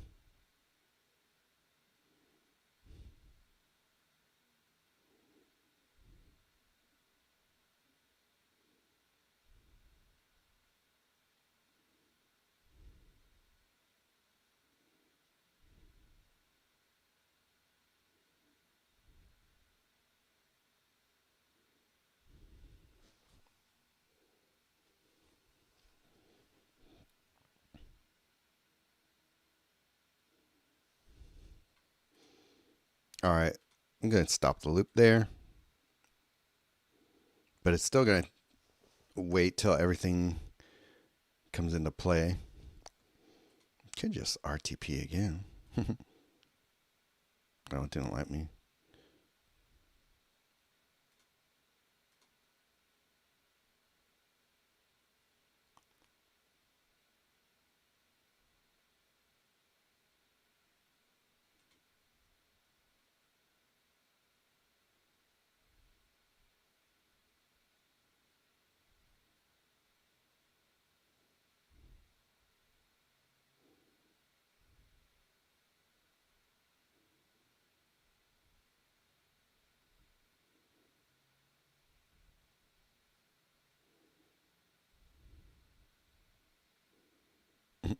So many denied gems. It's a good amount of life I gained back, yeah. good amount of mana from the L1.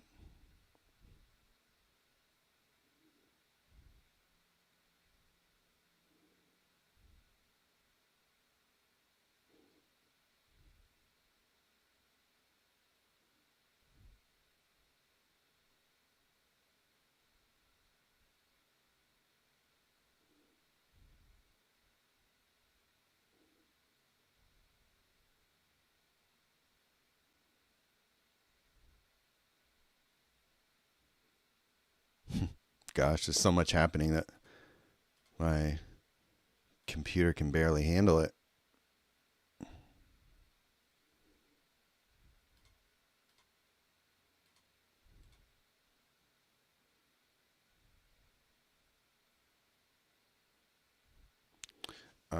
Yeah. Well, that's definitely like a slower deck than most people probably want to play, but I think it's very fun. And so, yeah, there you have it. That's pretty much everything that I play on a regular basis. Some things that I want to work on a little more, but that was fun. Did a little brewing, did a little showcase, and yeah, just more importantly, hung out with all you fine folks. So I hope you enjoyed it. I had a good time.